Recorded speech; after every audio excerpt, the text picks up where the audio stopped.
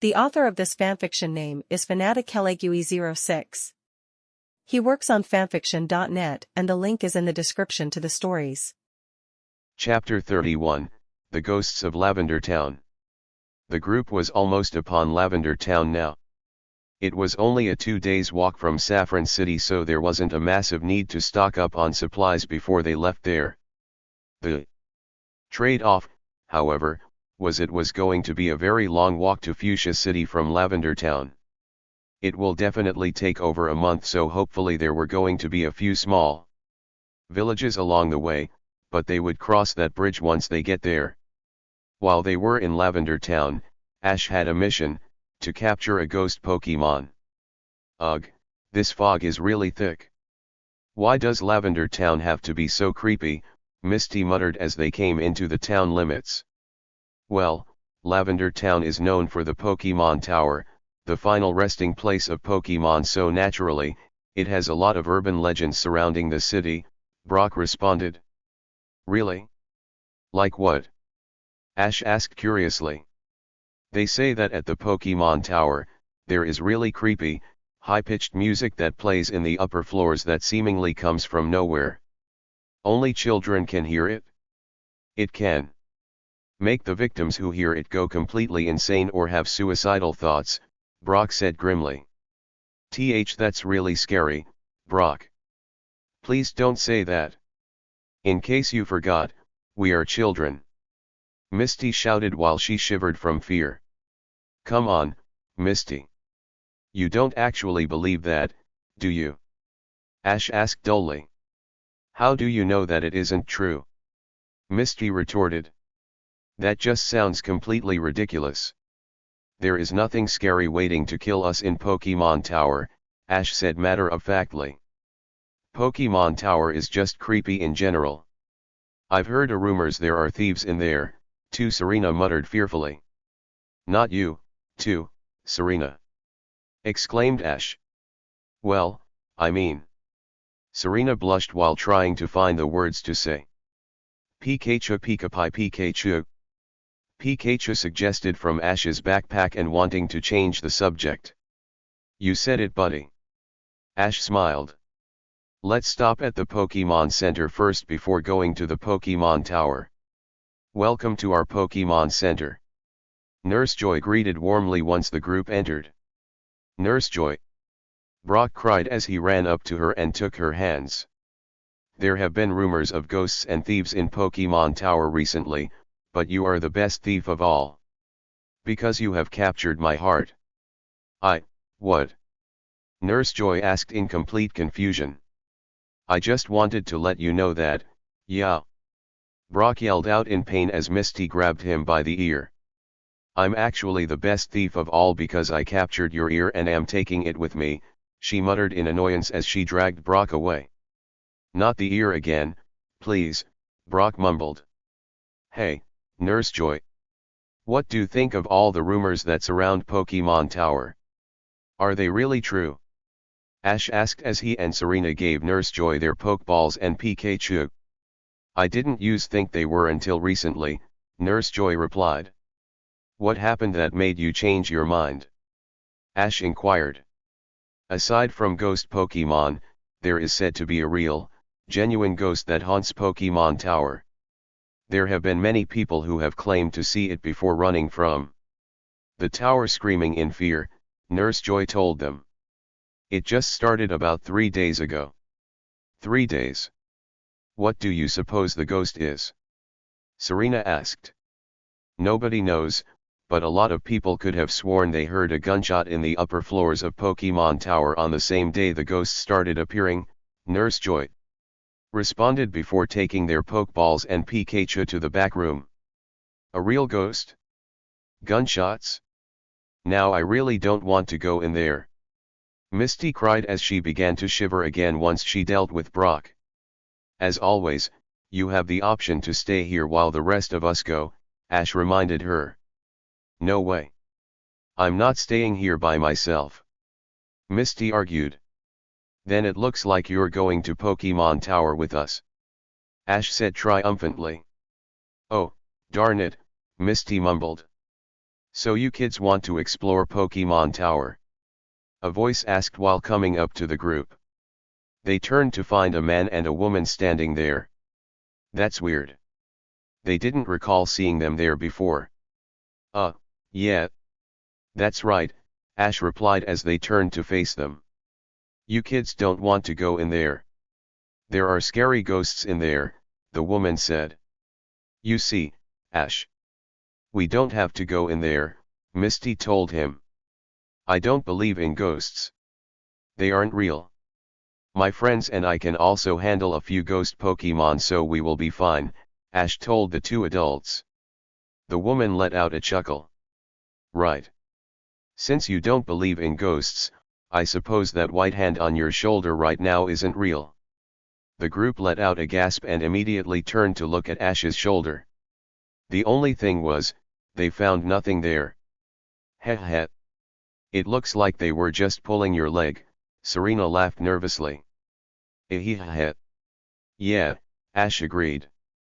Except my shoulder did feel unusually cold just a second ago. They turned back to the man and woman and gasped again when they saw they were no longer there. They looked around to see if they went to a different part of the center but never saw anything. Okay. That was really strange, Serena muttered in confusion. The busy signal on the Pokemon Center then turned off, and Nurse Joy and Chansey emerged from the room. Here you all are. Your Pokemon are all doing great. I would also like to let you know that Pikachu's arm is healing just fine. Just continue to be careful and don't push it, and it will have the cast off in no time, she said warmly. That's a relief, Ash said as he took his Pokeballs and Pikachu before telling the rodent, you hear that, buddy? You'll be back in the Pokemon battles before you know it. Chew. Pikachu agreed happily. You said you and your friends were going to visit Pokemon Tower, right? Nurse Joy asked. That's right, Ash confirmed. I suggest you go to visit a man named Mr. Fuji first, Nurse Joy told them. Ah, I've heard of Mr. Fuji before, Brock jumped in. He is a caretaker of abandoned Pokemon. That's right. He will no doubt have some interesting things to tell you all for your journey, Nurse Joy smiled. All right. We will. Thank you. Ash said as the group turned to leave the Pokemon Center. So Mr. Fuji is a caretaker of abandoned Pokemon? That sort of reminds me of Melanie back in the Hidden Village, Serena commented. Melanie, Brock trailed sadly. Get over it, Brock. That was a while back, Misty muttered. So this is the Pokemon Volunteer House, Ash said in thought. It's a little smaller than I expected. It's no larger than a regular house. This house is open to everybody, so we can go ahead and go in, Brock said as they opened the door to enter. Once they entered the house into the hallway, it looked just like a normal house with the exception of a very large play area in the room across from them. To the side were a few bedrooms, and there was kitchen on the other side where someone was cooking. They could see a few people, mostly kids who were no older than them, and a few adults. They must be the volunteers here. As the group entered the play area, they could see many playpens and lots of small and young Pokemon ranging from Bellsprout to Nidoran to Oddish. Oh, hello. Welcome. A young girl around the same age as Ash and Serena smiled as she came up to them. She had auburn hair tied into two pigtails on the sides of her head. Hello, Ash replied back warmly. We were told that this is the Pokemon Volunteer House that is run by Mr. Fuji. It is, and I'm one of the workers here. My name is Reina, the girl introduced. Well, I'm Ash. This is my best buddy, Pikachu. That's Serena, Misty, and Brock, Ash said while pointing to each of his friends. It's nice to meet all of you, Reina replied with another smile. So the whole purpose of this place is to give abandoned Pokemon a home? Serena asked. Yes. Mr. Fuji has always loved Pokemon very much, which is why he always wants to make sure one has a home. That is why he remodeled this place. It actually used to be his own home, Reina told them. Anyone who loves Pokemon as much as Mr. Fuji is a friend to me.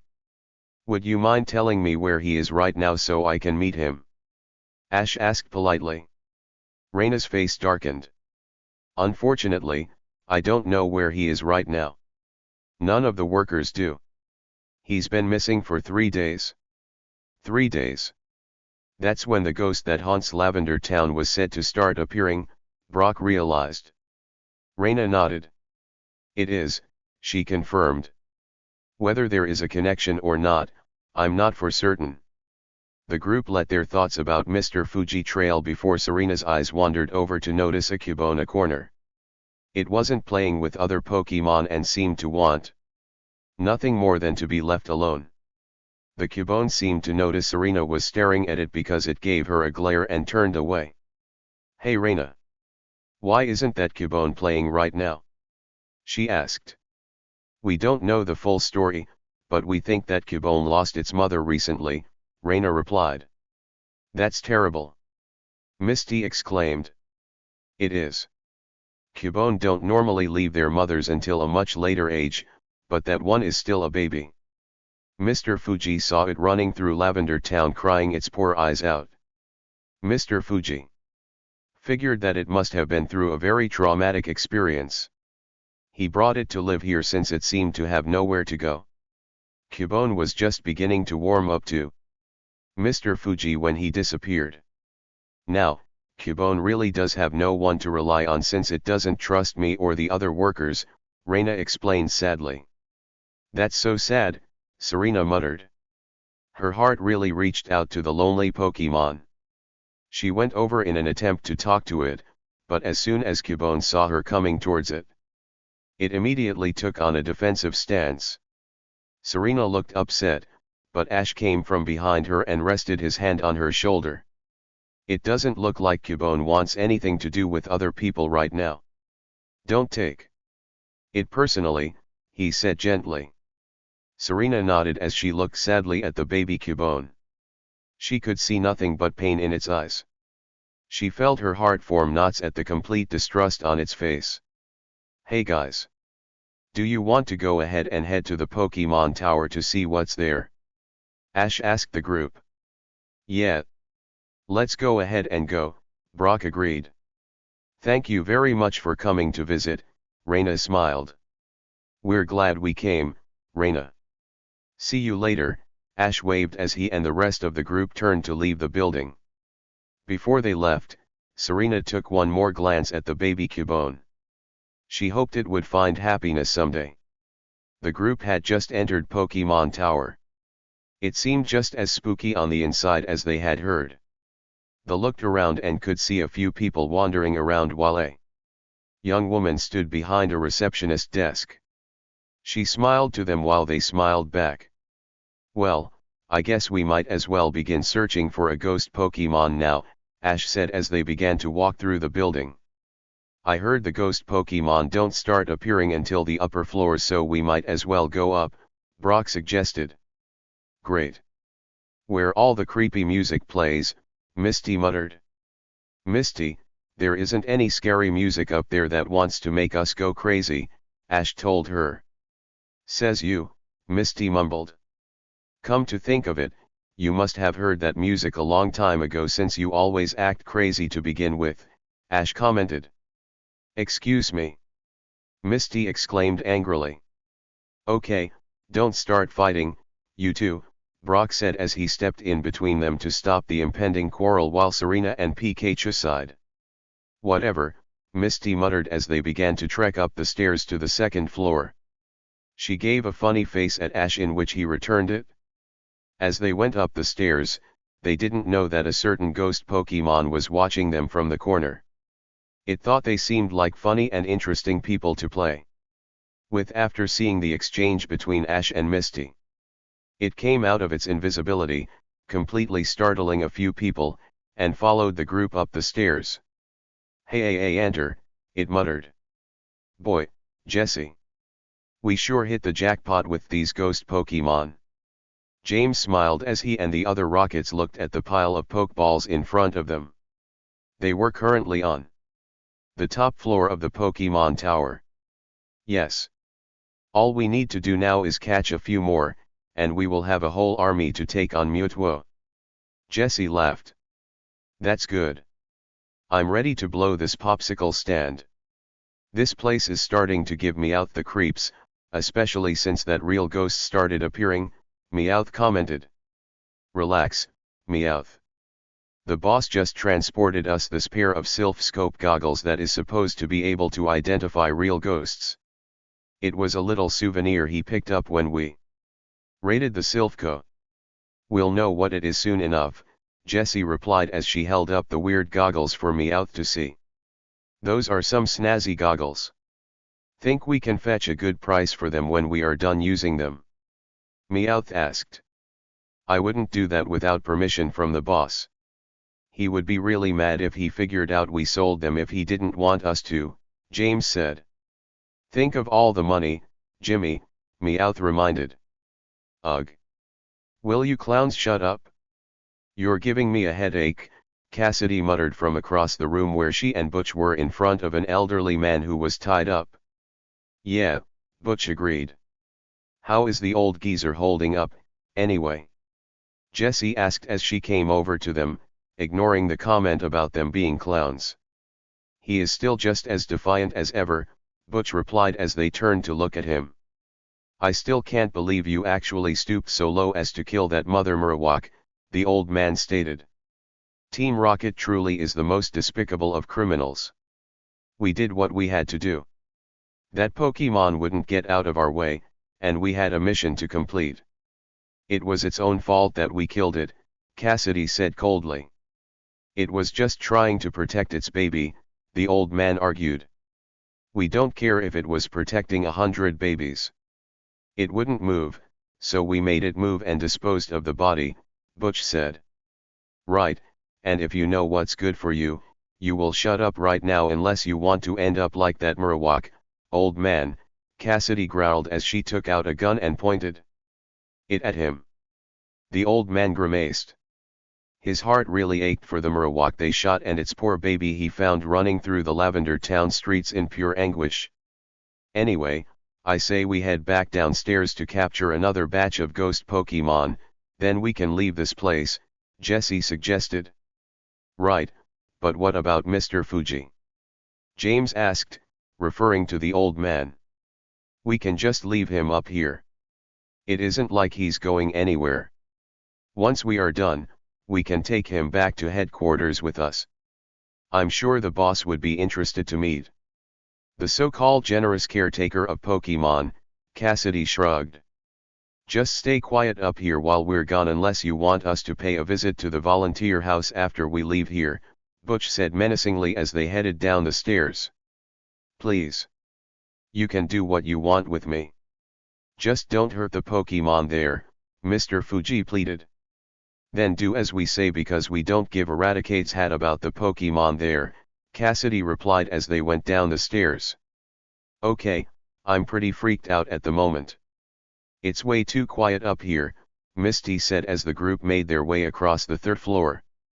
Personally, I'd rather have it quiet than have that supposedly creep music that plays. At least that isn't true, Serena commented. You guys probably don't want to talk too loud, or you may scare away the ghost Pokemon, Ash told them quietly. Sure, Ash. Like it would be really us scaring the ghost rather than other way around, Misty said sarcastically. Ash frowned but decided not to comment. He didn't feel like arguing with Misty again so soon. It was then the group heard a thud and what sounded like a creepy laugh come from one side of the room. They froze. Did you guys hear that? Ash stuttered. Yeah. You don't think it's the ghost, do you? Serena stammered as she grabbed Ash's arm for support. It was then that a large white sheet rose from behind one of tombstones in the room and floated towards them.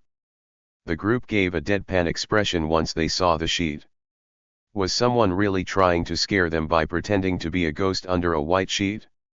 The sheet wasn't even hovering in the air. It was touching the floor for crying out loud. They weren't that gullible. Ha ha ha ha, very funny, Ash muttered.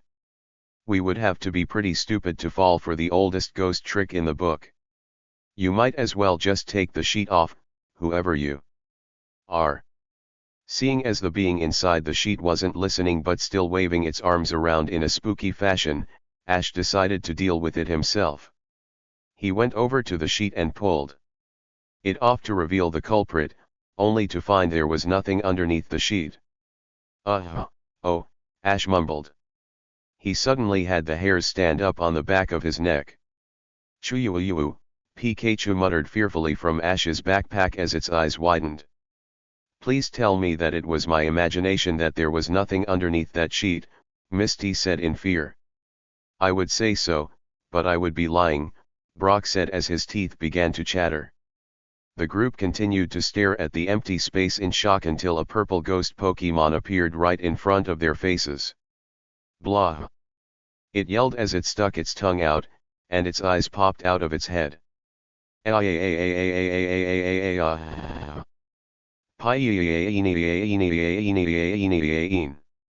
The group and Pikachu screamed in fear. The purple ghost Pokemon then began to laugh hysterically. It had gotten them good. Relax, everyone. It's just a haunter. One of the ghost Pokemon, Brock stated as he sighed with relief as their heart rates returned to normal. Wow! A haunter! Ash said enthusiastically as he and Serena took out their Pokédexes to scan it. Haunter, the gas Pokemon and the evolved form of Ghastly. This Pokemon likes to play pranks on people and is said to be from another dimension, the helpful Pokemon. Encyclopedia explained. That thing almost gave me a heart attack. Misty cried. Haunter then floated over to Pikachu who had its head poking out of Ash's backpack. It stared at Pikachu with a smile as the rodent stared back curiously. Pie. The rodent questioned. Haunt. The ghost Pokemon exclaimed as it made a scary face at Pikachu. Pikachu. Pikachu cried in fear as launched a thunder shock at Haunter. The ghost Pokemon disappeared to avoid the attack, so only Ash ended up getting shocked. As Ash fell onto the ground in a daze, the Haunter reappeared and once again burst into laughter. It seems this Haunter likes to play pranks, Brock commented. Why yeah, Ash mumbled dizzily as he stood up from the ground while Pikachu rubbed the back of its neck with its good arm in embarrassment. Haunter then made a hammer appear in its hand and began banging itself over the head with it. It then looked at the group to see their reaction. To its surprise, none of them laughed. I don't get it. You're weird, Ash frowned. Haunt? The Pokemon asked in confusion. Well, if that didn't work, it would try something else. It then began to make funny expressions at the group to see if that would make them laugh. They still didn't show any reaction. Sorry, Haunter. Your humor leaves me cold, Ash said. Haunter then got a crestfallen expression on its face. It began to sadly float away from the group with its head down. It thought it was the funniest Pokemon around, but these humans didn't even seem to want it here. Maybe they weren't as interesting as it originally thought. Hey! Wait a second.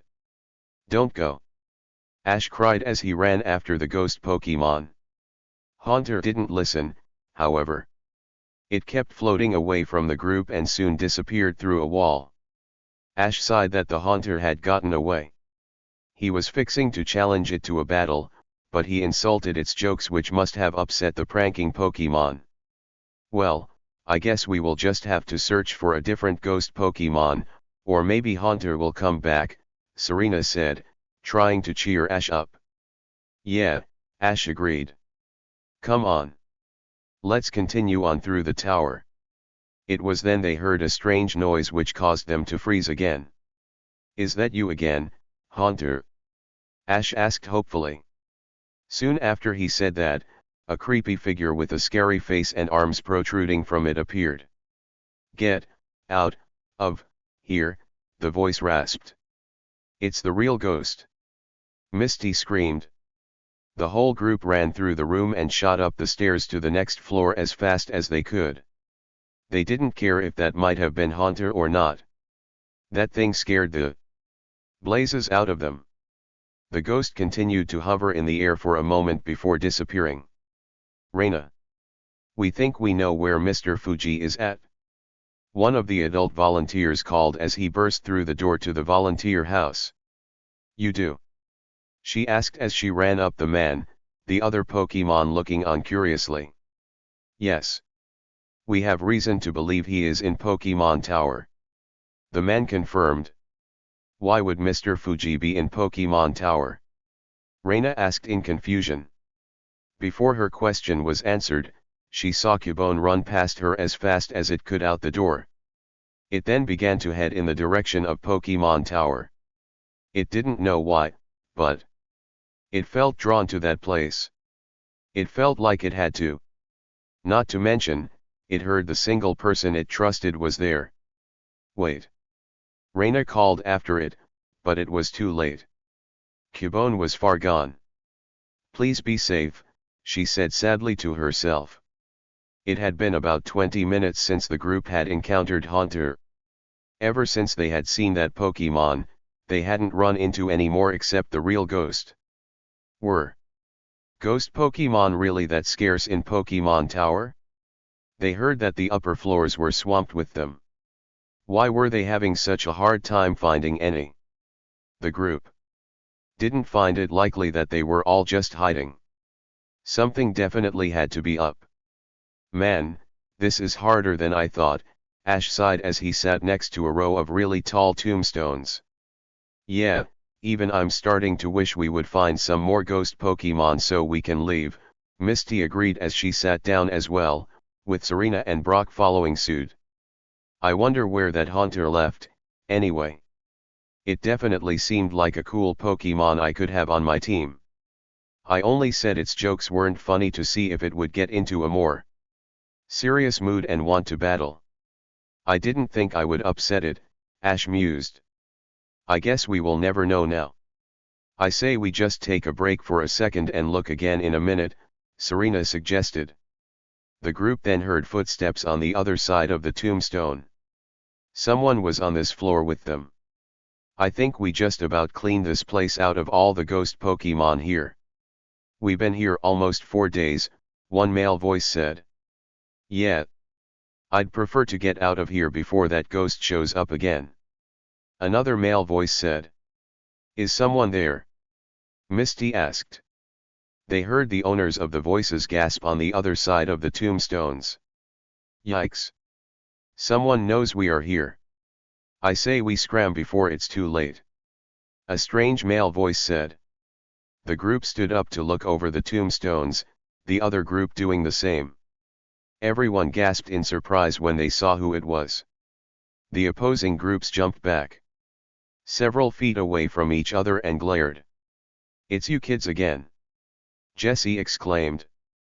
It's Jesse, James, and Meowth. Ash stated. And Cassidy and Biff. Serena added. My name is Butch. Not Biff. Butch shouted angrily while gritting his teeth. Are you brats stalking us or something? How is it you always show up no matter where we go? We thought we told you to stay out of our way. Are you deaf or just stupid?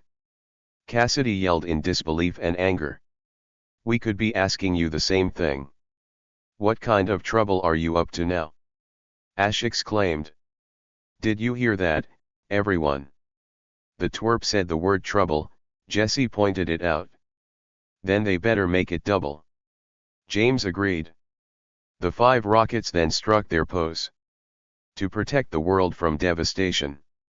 Jessie began before she was interrupted by Cassidy. To infect the world with devastation.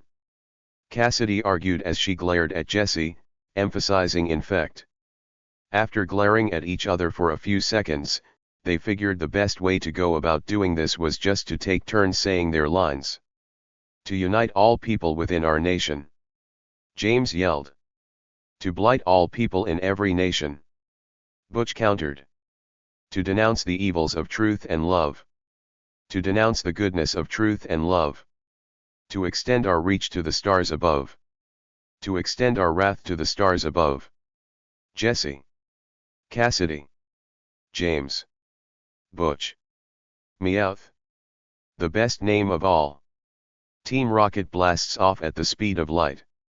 We're Team Rocket circling the Earth every day and night. Surrender now or prepare to fight.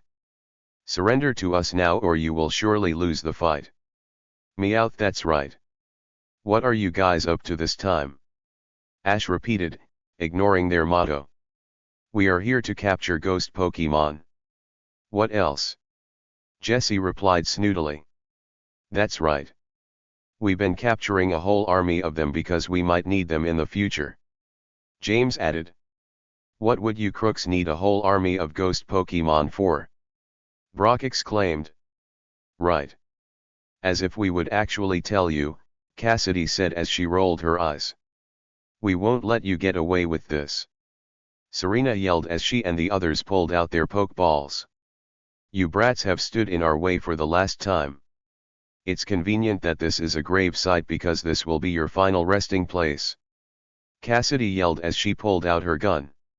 However, she never got to aim it as a purple ghost Pokemon materialized right in front of her and popped its eyes out of its head. Haunt! It yelled. Ah! Cassidy cried as she shot at Haunter in surprise. The bullet passed right through Haunter and missed the group by long shot.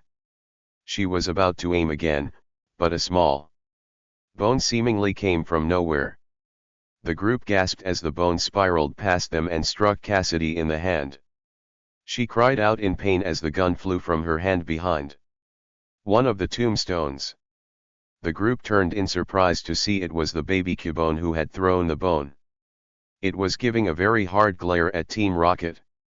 Is that the Cubone from Mr. Fuji's house? Ash exclaimed. You shouldn't be here, Cubone. It's too dangerous. Serena told it worriedly. Cubone paid them no mind, however. It stepped in front of the group and continued to stare angrily at Team Rocket. The evil group, however, were busy arguing with each other over the dropped gun to notice. Oh great. Nice going, Cassidy. Jesse yelled. It's not my fault. That stupid thing got in my way. Cassidy argued. It doesn't matter. That's just one more Pokemon we can capture. Butch said. Boon, Cubone growled. These were the same bad people who killed its mommy. Once the Rockets saw the Cubone, they let out an evil smirk. Heh, you should have gotten away while you had the chance, Butch said. It's too bad you didn't stay away. It looks like we will have to finish what we started with your mother, Jesse uttered darkly. What are you talking about? Ash asked. This Marowak was interfering with our plans to capture all the ghost Pokemon. We told it to get out of our way, but it wouldn't move. Then I made it move for us by shooting it. Cassidy told them. You what? The group exclaimed. This Cubone at Mr. Fuji's house was an orphan because Team Rocket killed its mother. This had to be the most disgusting thing they had ever done. That's right. That thing is so stupid it didn't realize danger when it was smacking it in the face. At least that thing will never get in our way again, Jesse said carelessly. Ash clenched his fists. He couldn't believe these guys. How could they be so cruel? How could you do this horrible thing? Ash yelled angrily at them.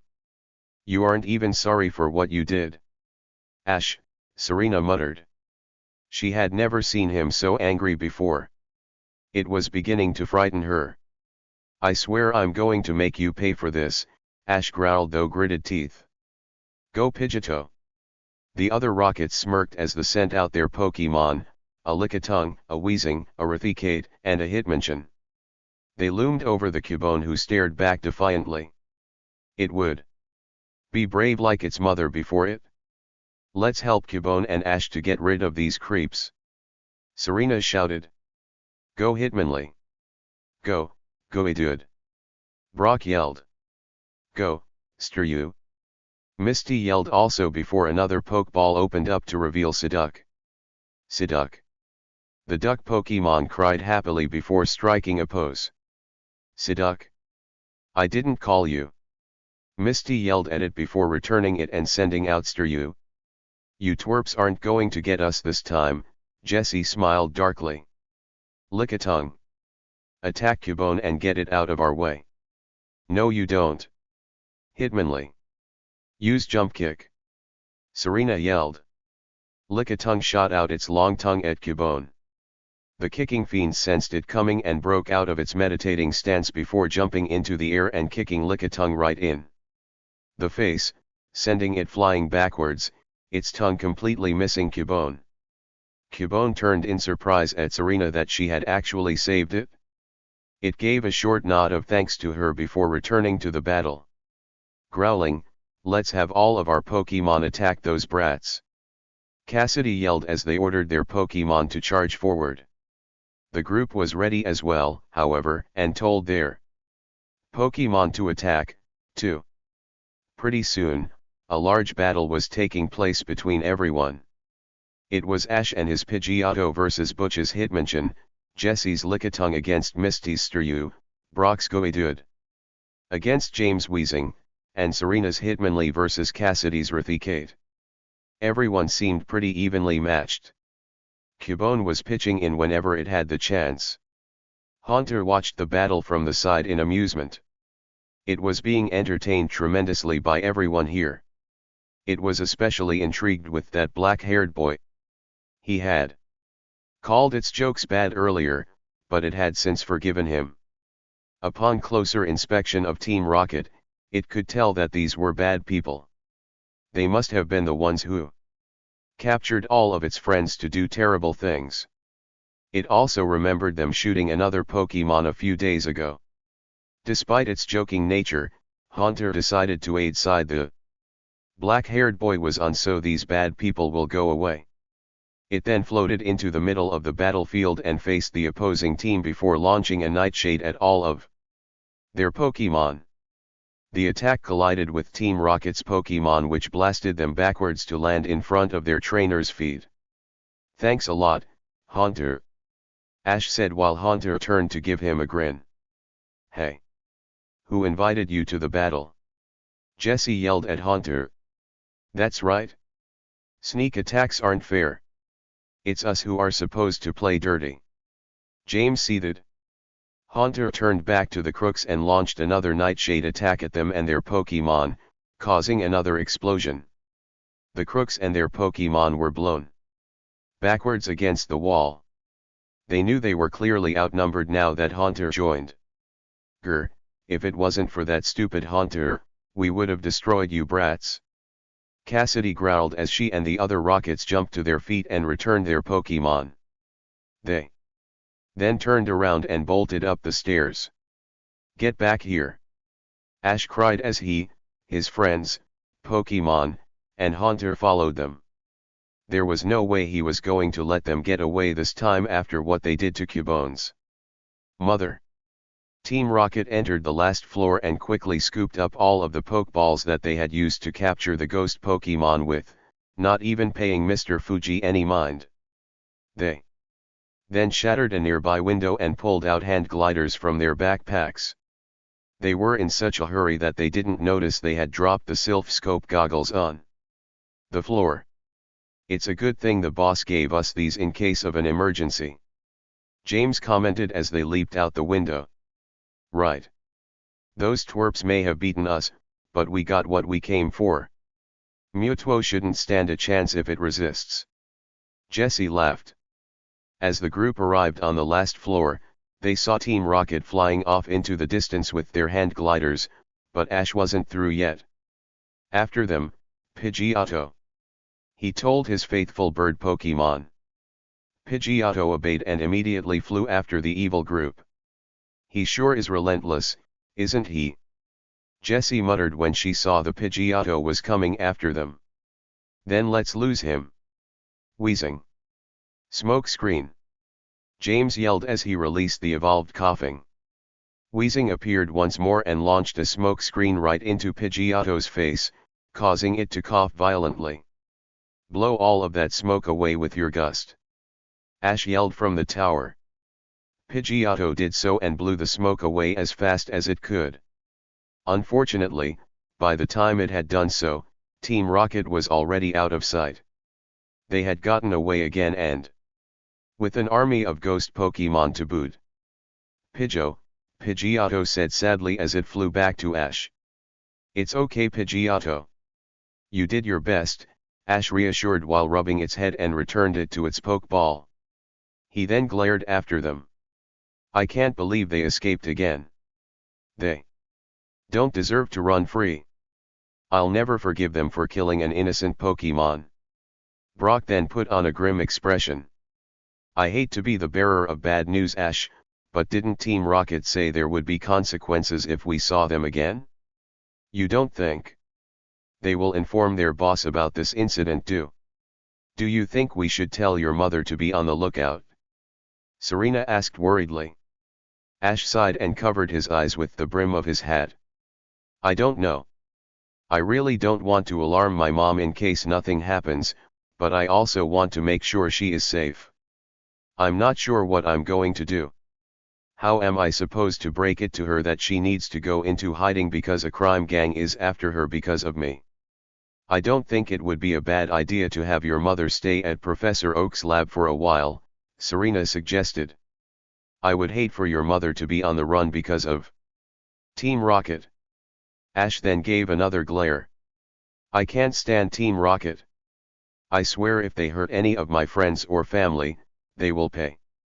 They told me I better see them again, but it's them who better never run into me again. If they do," Ash trailed as he clenched his fists again. He then noticed the Sylph goggles lying on the floor and picked them up curiously to inspect them. It was then Misty noticed Mr. Fuji tied up against the wall. She immediately ran over to him and began to untie him, the others, Cubone, and Haunter behind her. "Are you all right, sir?" Misty asked as she helped him to his feet. "Yes. I'm fine, but who are you children? You weren't hurt by Team Rocket, were you?" Mr. Fuji asked. "We were fine. We came here to capture some ghost Pokemon. We were also looking for a man named Mr. Fuji," Ash replied. "Well, you succeeded in at least one of your goals." "I am Mr. Fuji," the old man confirmed. "Cubone." The Cubone cried as it ran up to Mr. Fuji and hugged his leg. "Oh, Cubone. Why did you leave the volunteer house?" "It is very dangerous," Mr. Fuji said as he picked it up. "So you were captured by Team Rocket?" Serena asked him. "Yes and no. I came here on my own free will to investigate the ghost that's haunting this place. While I was searching, I did indeed see it. It told me to leave this place and get out. It then disappeared and Team Rocket showed up. I learned they were the ones who killed this Cubone's mother. I confronted them but they captured me," Mr. Fuji explained. "Team Rocket," Ash muttered again through gritted teeth. He really wanted to drag Team Rocket back here himself and make them pay for what they did. "Poor Cubone," Serena said sadly as she gave the Cubone a heartbroken expression. "So there really is a ghost here?" Misty asked. "There is. A ghost's identity can only be unmasked by a pair of Sylph scope goggles. You happen to be holding a pair in your hand, young man," Mr. Fuji told Ash while pointing to them. "So that's what these are," Ash muttered before they heard a strange sound. The temperature in the room suddenly felt like it dropped about 20 degrees, causing everyone in the room to shiver. "Is that you doing that, Haunter?" Ash asked it. The Pokemon gave a puzzled expression at Ash and shook its head no. A puff of smoke soon appeared and began swirling around in a vortex until it materialized into a being with an scary face and arms sticking out from it. "Get out of here!" it wheezed in a creepy voice. "It's the ghost again!" Misty shrieked. "Use the Sylph goggles, Ash," Serena told him hurriedly. "Right." Ash agreed as he immediately put on Sylph goggles. As soon as he put them on, he could see the device began to scan the ghost as it came closer to them. After a few seconds, the ghost began to change forms. It grew legs and a skull formed over its head.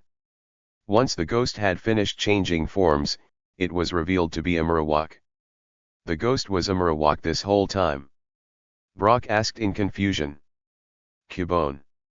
The Cubone cried as it leaped from Mr. Fuji's arms and ran to the Marowak ghost. It then embraced it, which the Marowak returned.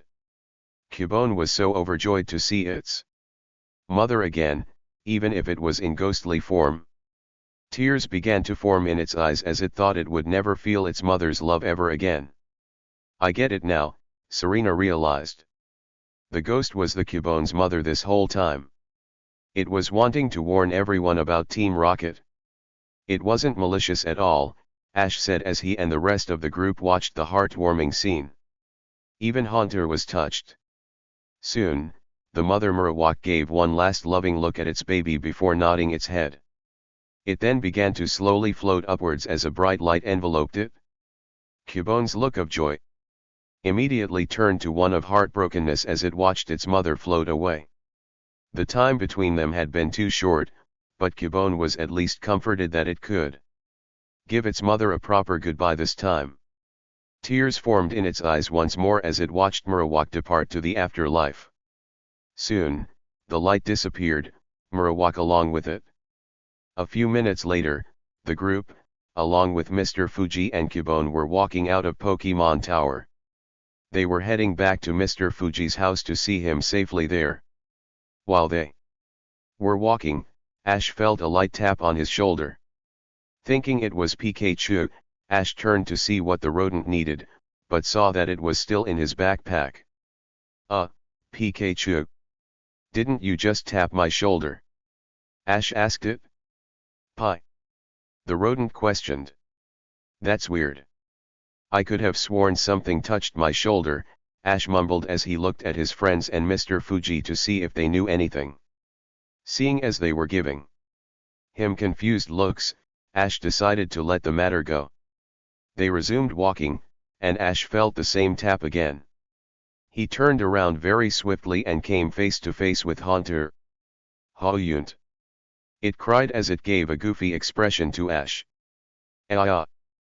Ash yelled as he jumped back in surprise and falling on the ground, which caused the Haunter to start laughing again. It couldn't get enough of this human. Ha ha ha. Very funny, Haunter, Ash said sarcastically as got up and dusted himself. Haunter then began to circle Ash and pointed to one his spare pokeballs. Oh? You want to come with me, Haunter? Ash questioned. Haunt. It nodded its head happily. Sounds good to me. Now we can play together a lot. I'd love to have an entertaining Pokemon like you.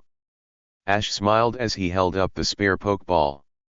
The Haunter nodded enthusiastically that this human liked its jokes before floating over to Ash's Pokeball and pressed the button which let it be sucked into the Pokeball. It immediately dinged to show it was successfully captured. All right. I captured a Haunter. Ash cheered as he held the Pokeball in front of his face. Pikachu. Pikachu agreed as it held up 2 fingers on its good arm. Just because one arm was broken didn't mean it couldn't still do its pose, as well. It looks like you were able to get your ghost Pokemon, after all, Ash, Brock smiled for his friend. Yeah, Ash said as he watched the Pokeball teleport away to Professor Oak's lab. Haunter and I are going to have a lot of good times ahead of us. I can't wait to try it out in battle and see the clever tricks it has up its sleeve. The group was now back at Mr. Fuji's house. They had spent the entire rest of the afternoon playing with all of the various Pokemon there. Mr. Fuji even gave the group some helpful advice on loving and taking care of their Pokemon. Because Cubone had been able to see its mother one last time, it had warmed up considerably to everyone around it. It played games like everyone else. It especially had grown fond of Serena. You're so warm, Cubone. Serena smiled as she hugged it. Cubone. The lonely Pokemon answered as it hugged her back.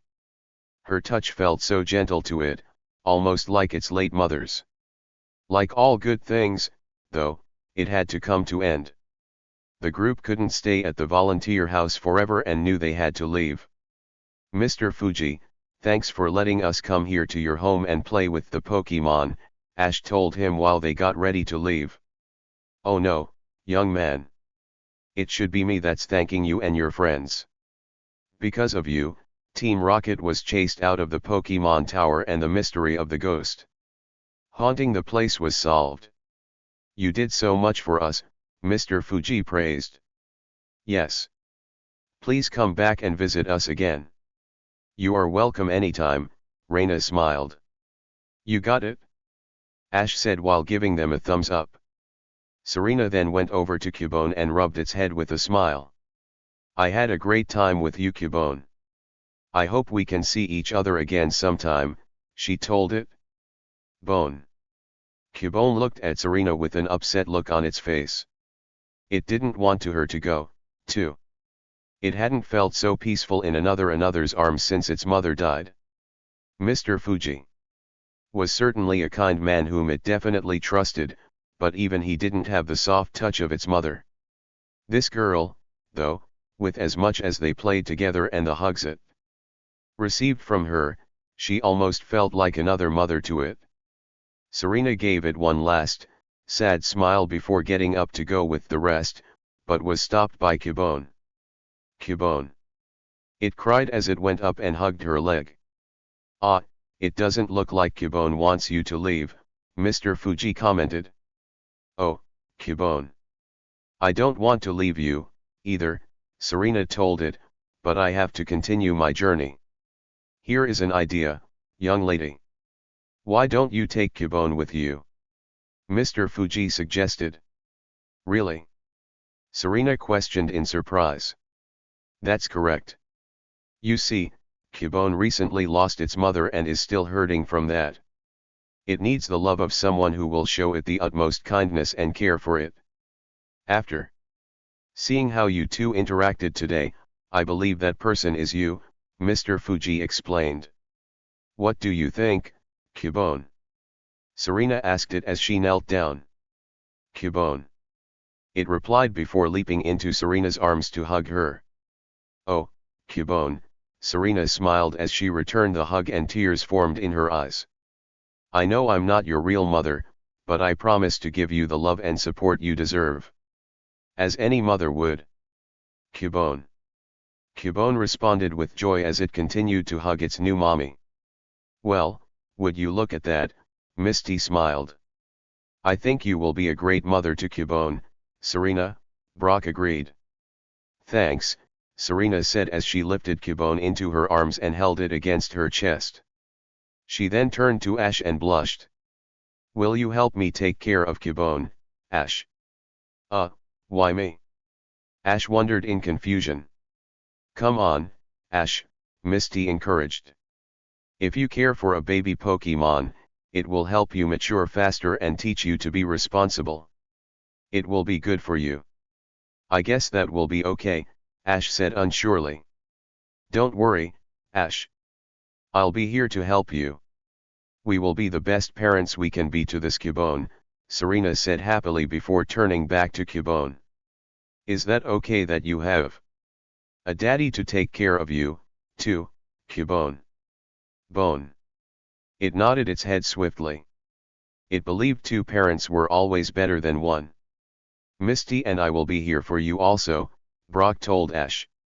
Remember, I spent years caring for my siblings while my parents were away, and Misty knows a thing or two about caring for young ones, as well.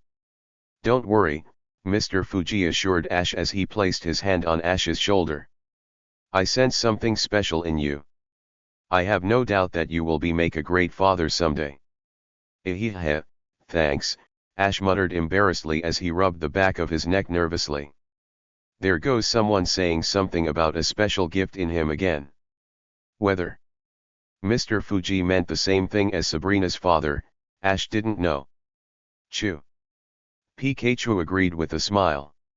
It would now have another Pokemon to converse with outside of its Pokeball. It waved at Cubone with its good arm while Cubone shyly waved back. Serena once again blushed. She was actually going to get to take care of a Pokemon with Ash as a mother and father. They will be the best parents they could be. It would also be a great opportunity for her and Ash to get a little closer as they cared for Cubone together.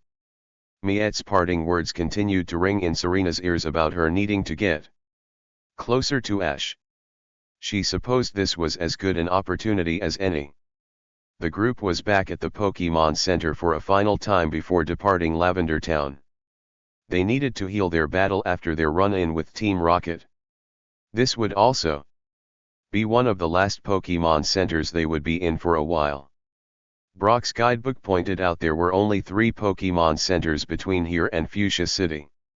That meant they would be spending a lot of nights outside since it would take them around a month to get there. Ash was sitting at the video phone of the Pokemon Center as he stared at the black screen. There were so many thoughts going through his head as he was debating whether or not to call his mom. He knew that if he called her, there would be no turning back. He would basically be telling her that she's on the run until Team Rocket is stopped. On the other hand, that dream where his mother was killed was still fresh in his mind. It wasn't that much outside the realm of possibility for something like that to actually happen if his mother stayed put in their house by herself. He really wished he had never met this criminal gang. That way, he knew his mother would always be safe. If he could go back in time and change all the instances when he saw Team Rocket, he would. What should I do, Pikachu?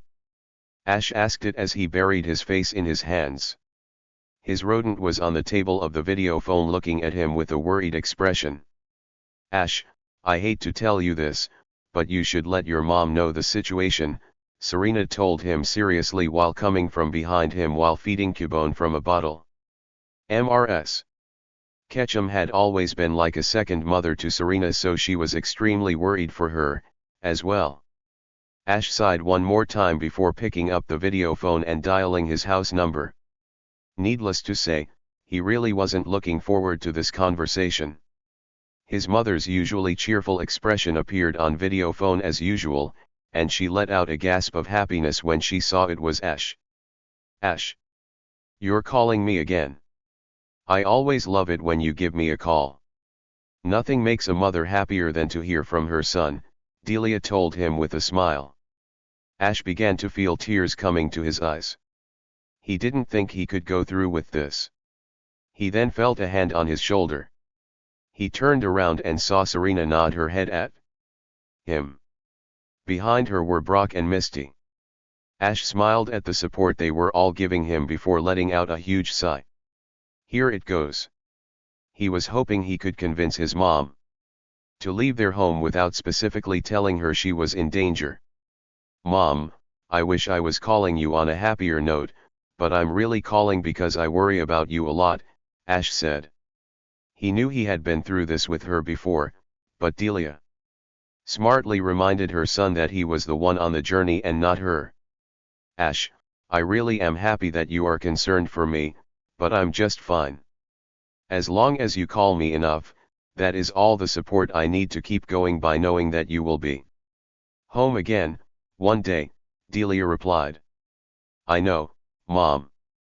It's just, maybe you could stay at Professor Oak's lab while I'm gone. Just for a little bit. It would make me feel a lot better, Ash said. That was such a lame excuse, and he knew it. Ash, Professor Oak is an extremely busy man. I couldn't possibly intrude on him like that on a whim, even if we are good friends, Ash's mother said with a frown. Ash frowned. He didn't figure that would work. After doing some heavy thinking, a light bulb went off in his head. This had to work. Mom, I think I've never really told you how much I appreciate you, Ash began. I've always wanted to thank you. Now that I'm on a journey, and you are by yourself, I think. Now is a good time to give you a special gift. You know you don't have to thank me, Ash. I'm your mother, Delia said. No. You really do deserve this. That's why I'm going to transfer a lot of the money I've saved up on my journey to your bank account. It should be enough to buy you a vacation. To Cinnabar Island for a while. It was always your dream to go there. Well, the time is now. You can have the ultimate relaxing experience, Ash urged with a smile. Cinnabar Island. For me? Delia asked in amazement. I know it may seem like I'm giving you a lot, but I promise I have plenty more money in my account. He then added with a cheesy grin. Pokemon trainers get paid more than one would think from their winnings. Ash, I don't know what to say. Are you sure? Delia asked. I'm definitely sure, Mom. You deserve this vacation. You've done so much for me. I just want to thank you in any way I can, Ash told her. Oh, Ash. Thank you so much. You are the best son a mother could ever ask for. I love you, Delia told him.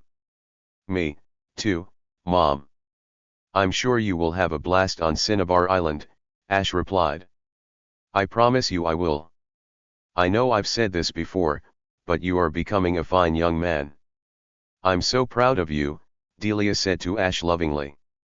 Thank you, Ash replied as he felt tears come to his eyes again. He hated lying to his mother like this. Sure, he always wanted to thank her for all she's done, but he was doing it now for the wrong reason. It was to keep her safe rather than as a thank you gift. The truth was, he barely had enough in his account to send his mother on vacation. He would be using up most of his earnings for this. It made him feel terrible for having to resort to deceit like this, especially to his mother. I'll pack today and leave first thing tomorrow. Does that sound okay? Delia asked, snapping him out of his thoughts. It sure does, Mom. You deserve it. You'll have to let me know how it goes when you come back. Ash said. I will. Goodbye, son.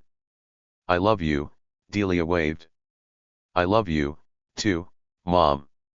Ash said with false cheerfulness as he hastily hung up the phone. He was worried that if he was on the phone any longer, his mother would have noticed. He was about to cry. Ash buried his face into his hands once more. He really hoped she would be on vacation long enough for Team Rocket to forget about him. The best hope was they wouldn't try to do anything at all. He then wiped his eyes and turned to his friends, who were all watching him with a worried expression. They knew he must feel horrible right now. Despite this, Ash attempted another smile. Hey, guys. I guess we should go ahead and get going. We need to get to Fuchsia City as fast as we can, he told them as he stood up from the seat.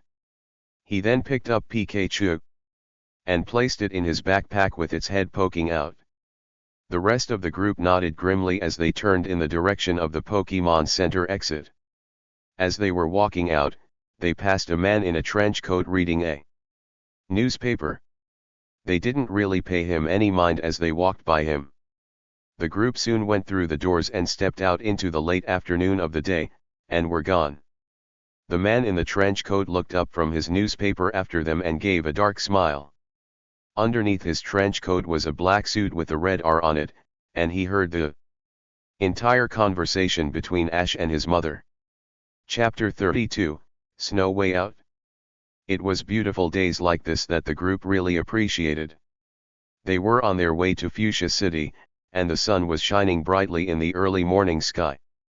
Despite the fact that they knew it would still take them a month to reach Fuchsia City, they were in very high spirits. It was also a very special day for a certain someone. It was Ash Ketchum's 11th birthday, and needless to say, as he opened his eyes from a good night's sleep, he was very excited. Ash gave a huge stretch and yawn before turning over to his best buddy Pikachu to tell him the exciting news. Well, he would have told Pikachu the exciting news if the rodent was on the side of his pillow like it was supposed to be. Pikachu wasn't there. Pikachu? Ash questioned while glancing around the tent. Upon shifting his eyes elsewhere, he discovered Brock wasn't in his sleeping bag either, and his Pokeballs were gone. 2. What's going on? Ash wondered to himself.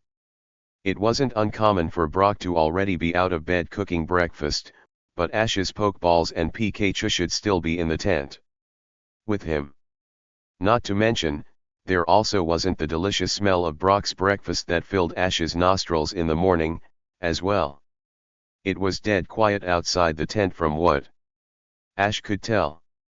Becoming a little worried, Ash climbed out of his sleeping bag before unzipping his tent and poking his head outside, and he was immediately greeted by a party horn blown in his face. Ash gave a yelp and fell over backwards on his behind before looking up to see what that was all about. Surprise! Serena, Misty, and Brock shouted at Ash while throwing their hands in the air and releasing a bunch of colorful confetti paper on him. All of their and Ash's Pokemon were out of their Pokeballs, as well. Everyone was giving him a big smile. Ash gave them all a grin in return while Pikachu walked over to him and got in his lap. Wow! Thanks guys. You really got me. Of course. You didn't think we would forget about your big day, did you? Misty asked him. Why don't you go get changed and join us out here so we can celebrate? Brock suggested with a smile. Ash looked himself over and saw he was still in his pajamas. Oh, right. I'll be right out, he said excitedly before disappearing back inside his tent. As she watched him go back to his tent, Serena herself was happy for Ash. Ever since she had asked Brock to teach her to cook, the Pokemon breeder had taken every opportunity he could to teach her the basics. He smiled when he had learned Serena wanted to make Ash's birthday cake herself. Brock had helped her out with the directions, but it was Serena who actually made the cake. She and Brock had woken up very early that morning to make the cake so it would go unnoticed by Ash. Then they put it in a box and set it on a nearby picnic table. She and everyone else also made sure to purchase a present for him before they left their last small town a couple of days ago. She hoped he would like it. Ash soon re-emerged from the tent in his normal attire and looked super pumped. He was still grinning from ear to ear that his friends and Pokemon were here to celebrate his birthday with him. His Pokemon didn't waste any time in tackling him. Ash gave out grunt as all of his Pokemon collided with him and knocked him to the ground. Even Cubone had run forward to join in to tackle its daddy. They all began to laugh merrily. Ash and his Pokemon really did love each other. They would always help out each other in the best of times, and the worst of times. Ha ha ha ha. Guys, knock it off. Ash laughed as his Pokemon got off of him.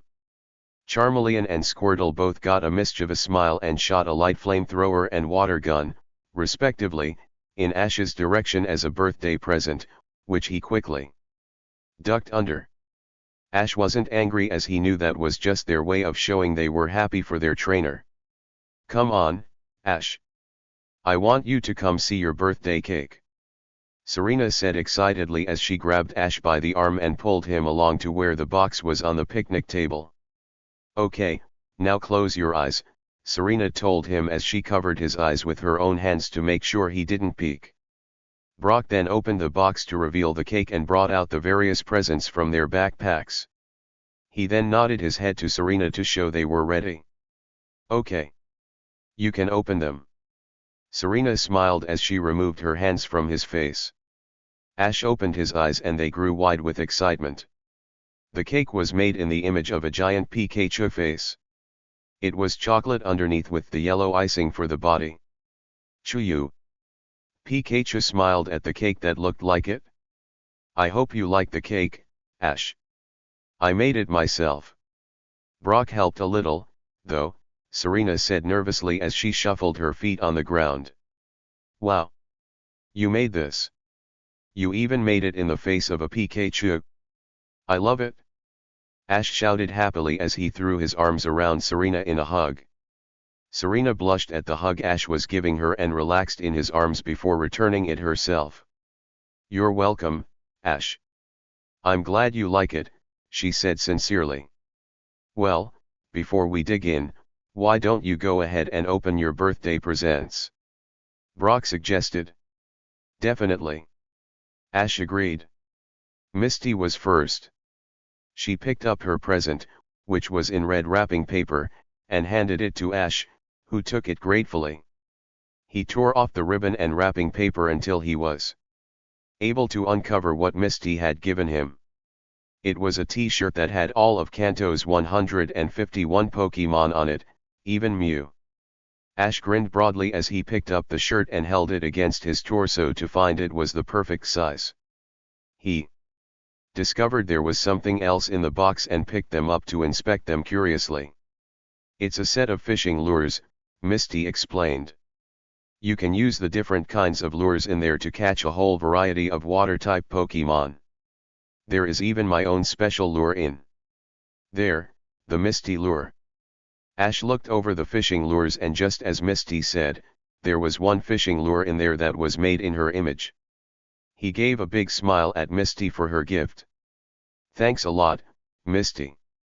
He said gratefully. Don't mention it, she smiled back. Brock was next. His gift was in a weird rectangular shape with blue wrapping paper. Ash tore off the paper to reveal what looked like a large advanced wristwatch. It's a poke gear, Brock told him. I always wondered why you never had one before since I started traveling with you. It can do all sorts of things. You can check the time, listen to the radio, check a map of the area, or use it as a phone. I took the liberty of getting Leaf and Gary's poke gear numbers from their parents while we were in the last town. I also got your mom and Professor Oak's numbers. Ash gave a big smile at Brock. In addition to all the other things the poke gear could do, it would be a lot easier contact his friends and family from now on. He didn't have to wait until they were at a major town anymore. He couldn't wait to try it out later. That's really awesome. Thank you, Brock. He said while fist bumping him. No problem. Brock responded. Finally, it was Serena's turn. She walked up to him before giving him a nervous smile before handing him her gift. She hoped he would like it. Ash stared at the package, which was rectangular in shape with green wrapping paper, before opening it to reveal a white box. He opened the white box and smiled at what he saw. Inside the box were various pictures in neat frames. They were photos of Ash and Serena together at various times throughout their childhood in Pallet Town. Some were pictures of the two smiling together with their arms around each other. A few showed them playing with each other. A few even had Leaf and Gary with them, and the later photos had Misty and Brock with the two, as well. As Ash looked at the pictures, his heart warmed at the thought. It reminded him of all the great friends he had in his life and how much they all appreciated one another. It was gifts like these that would last a lifetime. He would need to carry the photos around in his backpack for now, but would be sure to transport them to his home at the next Pokemon Center so they wouldn't be damaged. He closed the white box before giving Serena a genuine smile. Wow! Thanks, Serena. This means a lot to me, Ash said sincerely. It was no trouble, Ash. Just know that we will always be friends forever, Serena replied with her face heating up. She was so glad he liked the photos. Unbeknownst to him and the rest of the group, Serena had made a birthday card for Ash. She didn't really want to give it to him while everyone else was around, though. She preferred to do it when they had a moment of privacy, whenever that may be. They continued to stare into each other's eyes moment before Brock gave a light cough. He hated to interrupt but the cake would go bad. They quickly averted their gazes from each other, each one a crimson red. "Thanks a lot for my presents, everyone," he told them. "This is definitely one my best birthdays ever." "You bet, buddy," Brock replied before going over and giving Ash a light nudge. "Ha ha ha. Stop it, Brock." Ash laughed as he pulled away from the Pokemon breeder. "Well, Ash. It's only fair that you get the biggest and best piece of the cake. Go first and get as much as you want before we get ours," Misty said. "Great!" Ash exclaimed as he took a knife that was next to the cake before slicing off a large piece for himself. Everyone else soon followed.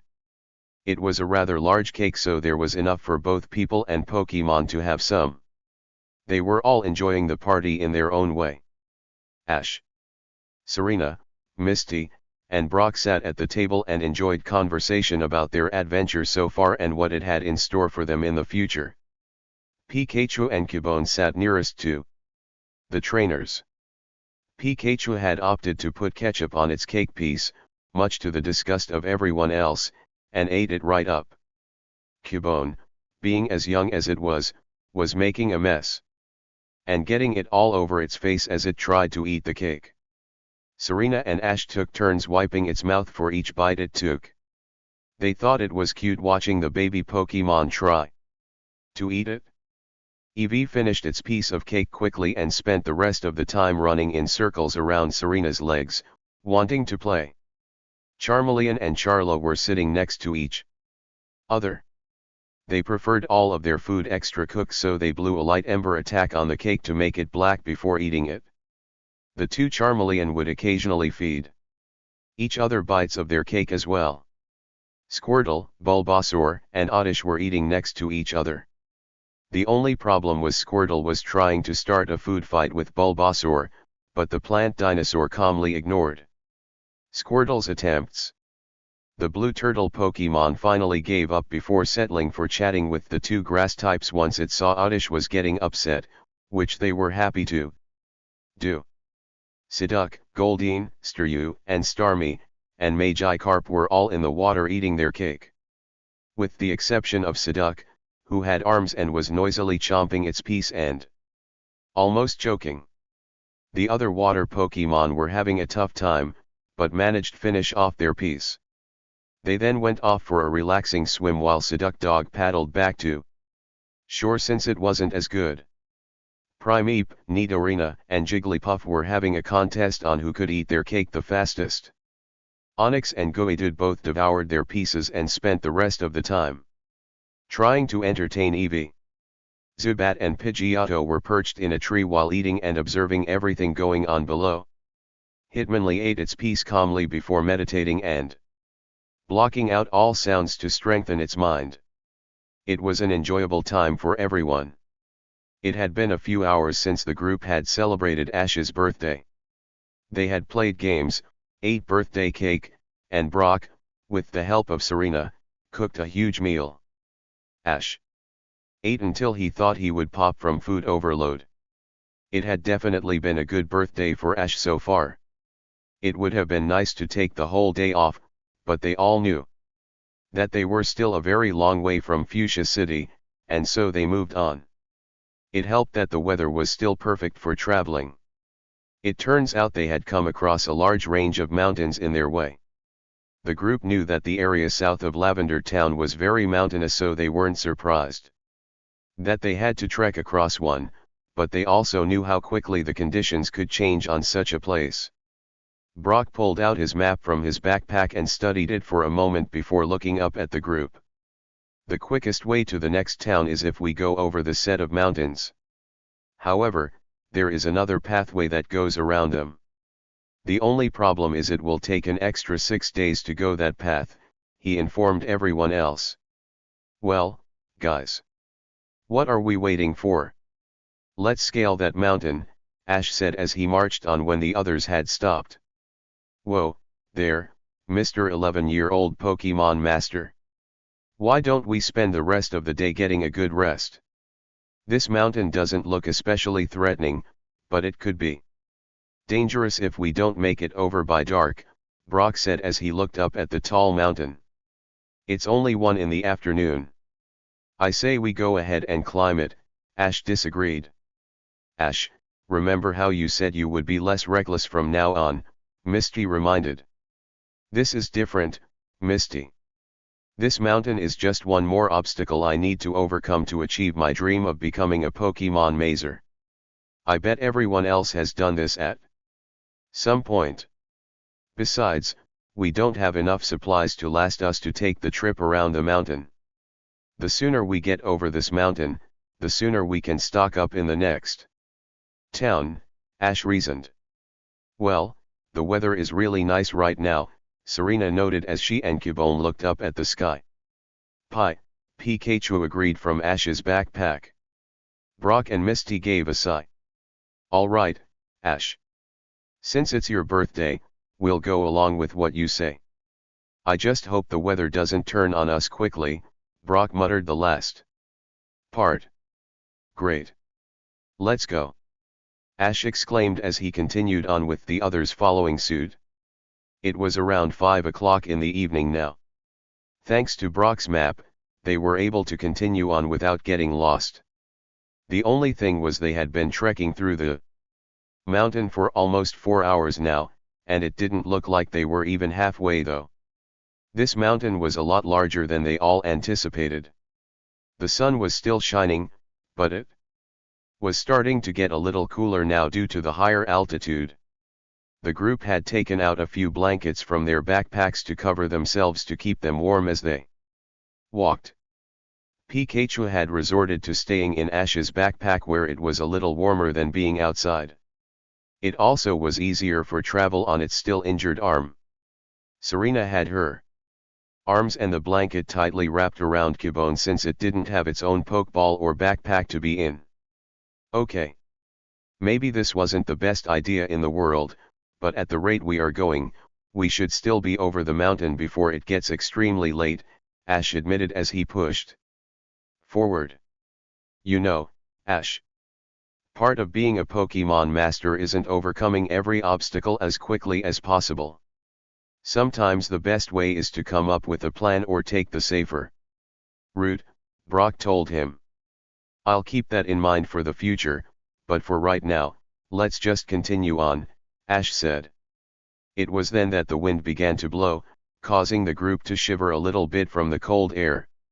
Oh, no, Brock muttered as he looked up at the sky and saw dark clouds rolling in.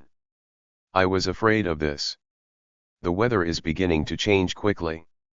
There weren't any weather advisories on the radio, though. Misty exclaimed. There weren't any for the valley we were in, Brock corrected. But on this mountain, anything can happen. Misty wanted to blame Ash for this but knew they were all partially at fault. It wasn't like any of them put up a strong objection to climbing the mountain today when Ash suggested it. The group had been walking for a few more minutes when light snow had begun to fall just as quickly as the wind had come. The group knew they were fixing to be in trouble. Even if it was in the middle of a mountain, it would probably be best to set up camp before it gets any worse. Hey Brock. Do you know of any caves around here that has a hot spring? Ash asked. Let's see, Brock replied as he pulled out his map from his backpack again before rewrapping himself in the blanket. It says here that there is one which seems to be a mile from here. It's a little off of the main trail, but not enough for us to get lost. I say we set up camp there. Good idea, Ash agreed as they continued on. He then turned to see how Serena and Cubone were faring. Serena seemed to still be doing okay due to having more body heat. But poor Cubone was still shivering rather violently. Here's my blanket, Ash offered as he handed it to Serena. I want to make sure you and Cubone can stay warm no matter what. Thank you, Ash, but are you sure you will be all right? Serena asked worriedly. I'll be fine. We are fixing to set up camp, anyway, Ash assured. In that case, I'll gladly take it, Serena smiled as she accepted the blanket from Ash's hands. Ash nodded as he continued on with the others behind him. It was only when he left the warmth of the blanket did he realize how cold it was starting to become. He crossed his arms and drew them close to his body and began to rub them to keep himself warm. His teeth were also chattering. Pi? Pikachu questioned as it popped its head out of Ash's backpack. I'll be fine, buddy. We're almost there, Ash told it. Serena saw how cold Ash was and felt sympathy for him. He was always looking out for others before himself, no matter how uncomfortable it made him. She didn't know how Ash was going to take the question she was fixing to ask him, but decided it wouldn't hurt to ask, at least. Hey, Ash, she called to him gently, grabbing his attention. She then gave him a warm, inviting smile.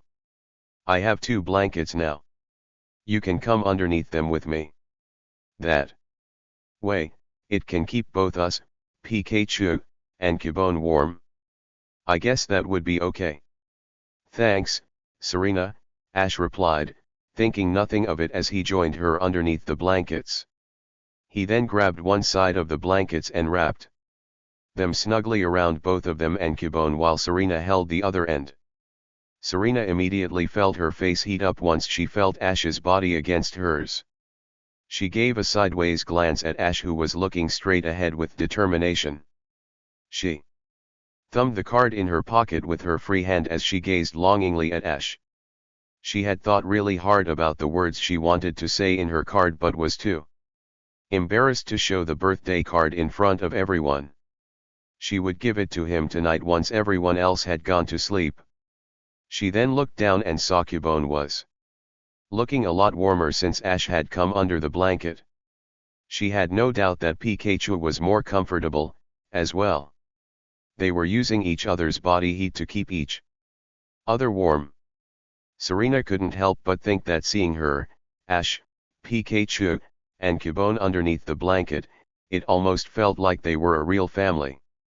Once the group finally reached the cave, the snow was starting to fall pretty steadily, but they were still glad they had made it. Unfortunately, it had been partially covered with the snow that had fallen and would need to be dug out a little bit for them to be able to enter. They set down their blankets and began to dig. Serena could only use one arm since the other one was holding Cubone. Brrrr.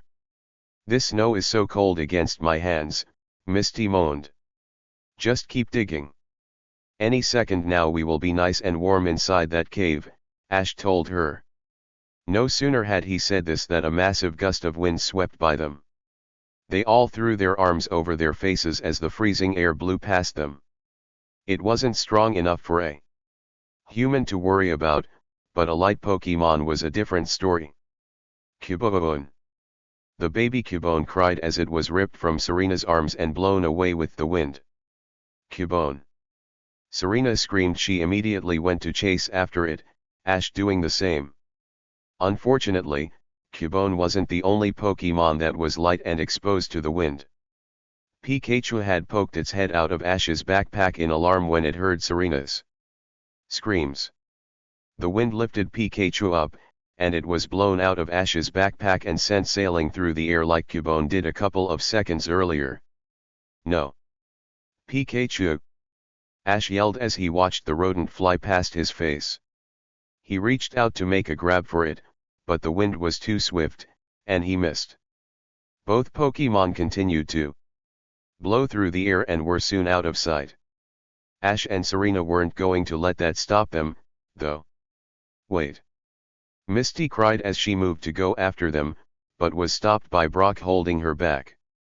Don't go, he warned. Or you'll be lost in the snowstorm. Misty turned from Brock and watched worriedly as Ash and Serena continued to dash after their Pokemon and soon disappeared into the snow and wind. She hoped they would make it back in time. Pikachu! Cubone! Ash and Serena called with their hands cupped over their mouths as they continued to run through the blizzard that was now taking place. Despite the wind being able to carry their voices far and creating echoes, they were getting no sounds from either Pokemon. Needless to say, they were becoming increasingly worried. As they were running, there were more frequent gusts of wind, causing Ash and Serena to hang onto their hats to keep them from blowing away, as well. The blizzard was getting pretty nasty, and the snow was beginning to pile up. This was causing their progress to slow immensely. "They've got to be around her somewhere," Ash muttered as he held his arm above his eyes in a vain attempt to shield them from the wind and snow. "What if they get lost? What if we don't find them?" Serena cried frantically as tears came to her eyes. "Don't think like that, Serena," Ash told her as he turned to face her. "I can't help it. The weather keeps getting worse and worse. I want to believe we will, but..." Serena began, but was interrupted by Ash going up to her. "Serena, we will find them. I know it," he said seriously as he placed his hands on Serena's shoulders and looked her straight in the eye. "Never give up until the end." As Serena's deep blue eyes stared into Ash's chocolate brown ones, she couldn't help but feel extremely relaxed. All of her fear seemed to disappear instantly. He was right. They won't ever give up until the end. Her worried look was soon replaced by one of renewed determination. "You're right," she said as she smiled and nodded. "We won't stop looking until we find them." Ash smiled back and gave her shoulders a reassuring squeeze before releasing her and turning back around to trudge through the snow, Serena following him. By now, the temperature had dropped well below the freezing mark, and Serena was shivering violently despite being encouraged by Ash just a moment ago. Ash turned around and saw her frozen state before going over to her side and wrapping his arms around her. "We can keep each other warm while we are searching," he said with a smile. "Once we find them, we can call out for Brock and Misty. Then we will be safe and sound." Serena blushed and nodded before wrapping her arms around Ash, as well. They had just begun walking once more when they heard a very faint cry in the distance. It almost sounded like Pikachu. Ash and Serena immediately looked in that direction in alarm and began running as fast as they could. "Pikachu! Cubone!" Ash hollered once more. Once again, they heard a distant yell. They could definitely make it out as Pikachu's voice this time. They also heard another sound that they knew to be Cubone's. "Pikachu! Cubone! We're coming!" Ash yelled as they went as fast as they could through the deep snow. Unfortunately, the blizzard was making visibility extremely low, and it was hard to make out where they were going. As a result, they didn't see the path ending ahead of them. They stepped right off into the air and took a tumble down the side of the steep snow cliff about 20 feet below. Luckily, the snow cushioned their landing greatly so they weren't injured. Ash grimaced at how cold the snow was against him as he lay on his back but didn't let that deter him. He sat up and saw Serena doing the same, already shivering violently. "Again. Are you okay?" Ash asked as he stood and helped Serena to her feet. "I'm fine. It's just so cold," she moaned. "I think my fingers are becoming numb." "I know. Mine, too," Ash replied before they heard a Pikachu very close by.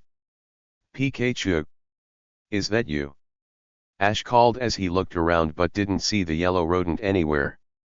"It sounds like it came below us," Serena stated as they ran to the edge of another nearby cliff and looked down. They gasped at what they saw. Pikachu was hanging on for dear life on a jagged ice rock that was sticking out from the cliff with its good arm. Its broken one dangling beside it, unable to grip the cliff. Adjacent to Pikachu was Cubone, frantically struggling to keep a hold of another rock that was sticking out. Despite being able to use two hands to grip the rock, it was in just as much danger. There seemed to be an endless abyss of nothingness below them. If they were to fall, what are we going to do? Serena asked frantically as they saw the predicament their Pokémon were in. Ash brought his fist to his chin as he became deep in thought but made sure to be quick. After a few seconds, a light bulb went off in his head. "I've got it! Bulbasaur, I choose you!" Ash yelled as he released the plant dinosaur from its pokeball. Bulba! Bulbasaur cried before it began shaking from the cold, as well. I know it's cold, but we need you to use your Vine Whip to help Pikachu and Cubone, Ash told it as he pointed to the two Pokémon in danger. Bulbasaur. It nodded before shooting two vines from its bulb and lowered them down the side of the cliff until they were dangling just in front of Pikachu and Cubone. Try and grab on! Ash yelled to them. Cubone was able to grab onto one of the vines because it had a free arm. Pikachu, on the other hand, stared up worriedly at the vine in front of its face. Its broken arm was no good, and it was afraid of letting go of the rock with its good arm in case it missed the vine. It would only have one chance and didn't want to risk it. Ash felt the same way and didn't want to risk it, either. Bulbasaur, go ahead and pull Cubone up. Then lower me down, and I'll get Pikachu, Ash told it.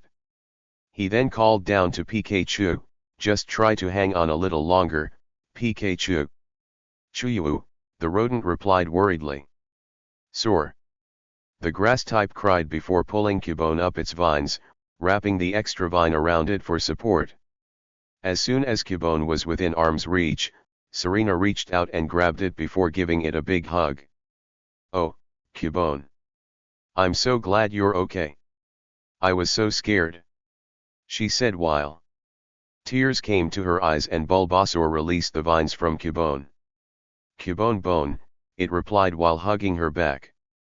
They knew they couldn't relax yet, however. Pikachu was still down there. Ash nodded to his Bulbasaur to wrap its vines around his body and hold on tight. Bulbasaur did so while Serena also held onto Bulbasaur for support. Ash figured that Pidgeotto might be able to help in this situation, also. Come on out, Pidgeotto. Ash called and released the bird Pokemon. He then said to it, Pidgeotto, Bulbasaur's going to lower me down to get Pikachu. I need you to get underneath me to help Bulbasaur lift me up since I'm heavier. Pidgeot. It cried before flying down next Pikachu and giving it a nod with its head to show it everything will be alright. Once Bulbasaur's vines were securely fastened around Ash's waist, it lowered him towards Pikachu as gently as it could. Just hang on a few seconds longer, Pikachu. I'm almost here, Ash said as he inched closer to the Pokemon in danger. However, Pikachu was becoming dangerously tired and its strength was draining. That, and its tiny fingers were beginning to go numb from hanging onto the icy rocky for so long. Just before Ash reached Pikachu, its fingers slipped off, and it began to fall. Pikachu! Ash cried as he threw his arms out as far as they would allow him and caught the rodent just in time, the jolt on the vines causing Bulbasaur to rock a bit. It still held firm, however. Ash then nodded up to Bulbasaur and Serena and signaled them to begin to lift them up. Bulbasaur then began to lift Ash slowly but surely while Pidgeotto got underneath Ash and helped him up by nudging his feet with its head.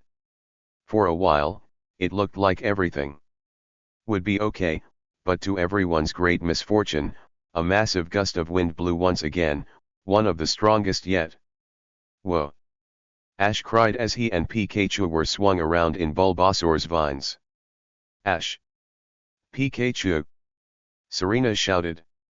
She then began to tug harder with Bulbasaur to get them up faster while Pidgeotto grabbed onto Ash's shoulders with its talons to try to steady him. The wind was too strong, however. Ash, with Pikachu in his arms, was flung from Bulbasaur's vines, the force ripping him from Pidgeotto's talons in the process. Time seemed to slow down as everyone watched in utmost terror as the two began falling towards their doom, screaming as they fell. No! Serena screamed in horror as she watched the two fall in helplessness. She felt like she about to pass out. She felt utterly helpless. One of the most important people and Pokemon in her life were falling to their deaths. This couldn't be happening. Pidgeotto and Bulbasaur weren't about to let that happen, though. Pidgeotto immediately dove after its trainer as fast as it could and grabbed onto him again and began flapping its wings as fast as it could in an effort to slow his descent. With a cry, Bulbasaur shot out as many vines as it was able to and flung them down as fast as it could. They reached Ash and Pikachu just in time. Ash and Pikachu gave the biggest sigh of relief so far in their lives when Bulbasaur caught them. Serena herself breathed a huge sigh of relief, as well. She almost fainted when she saw how close of a call that was. She figured that Bulbasaur would need more help in case something like that happened again. She called out all of her Pokémon, Charla, Hitmonlee, Oddish, Jigglypuff, Nidorina, and Eevee, to help hold onto her and Bulbasaur. They all grabbed onto Bulbasaur and began to pull as hard as they could to help Ash and Pikachu up as quickly as possible. Luckily, there wasn't another incident this time. Thanks to the team effort of everyone to pull Ash and Pikachu up, they were soon back on the cliff and set gently down onto the snow where they let out another sigh of relief. That was way too close, Ash panted before he felt Serena collide against him in a tight embrace. Oh my gosh, Ash! That was so terrifying! Serena exclaimed as fresh tears began to spill from her eyes.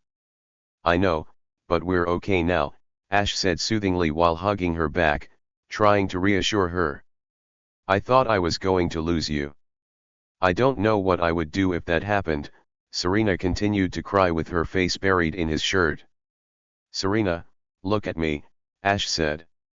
Serena's tear-stained face looked up from Ash's shirt into his eyes. They locked gazes before Ash continued. I made a promise at the beginning of our journey, didn't I? We're staying together, Ash told her, which caused her to continue to look into his eyes and saw the sincerity in them. There was just something about Ash's eyes and his words and warm smiles that made all of Serena's doubt and fear go away, like everything would be okay in the end.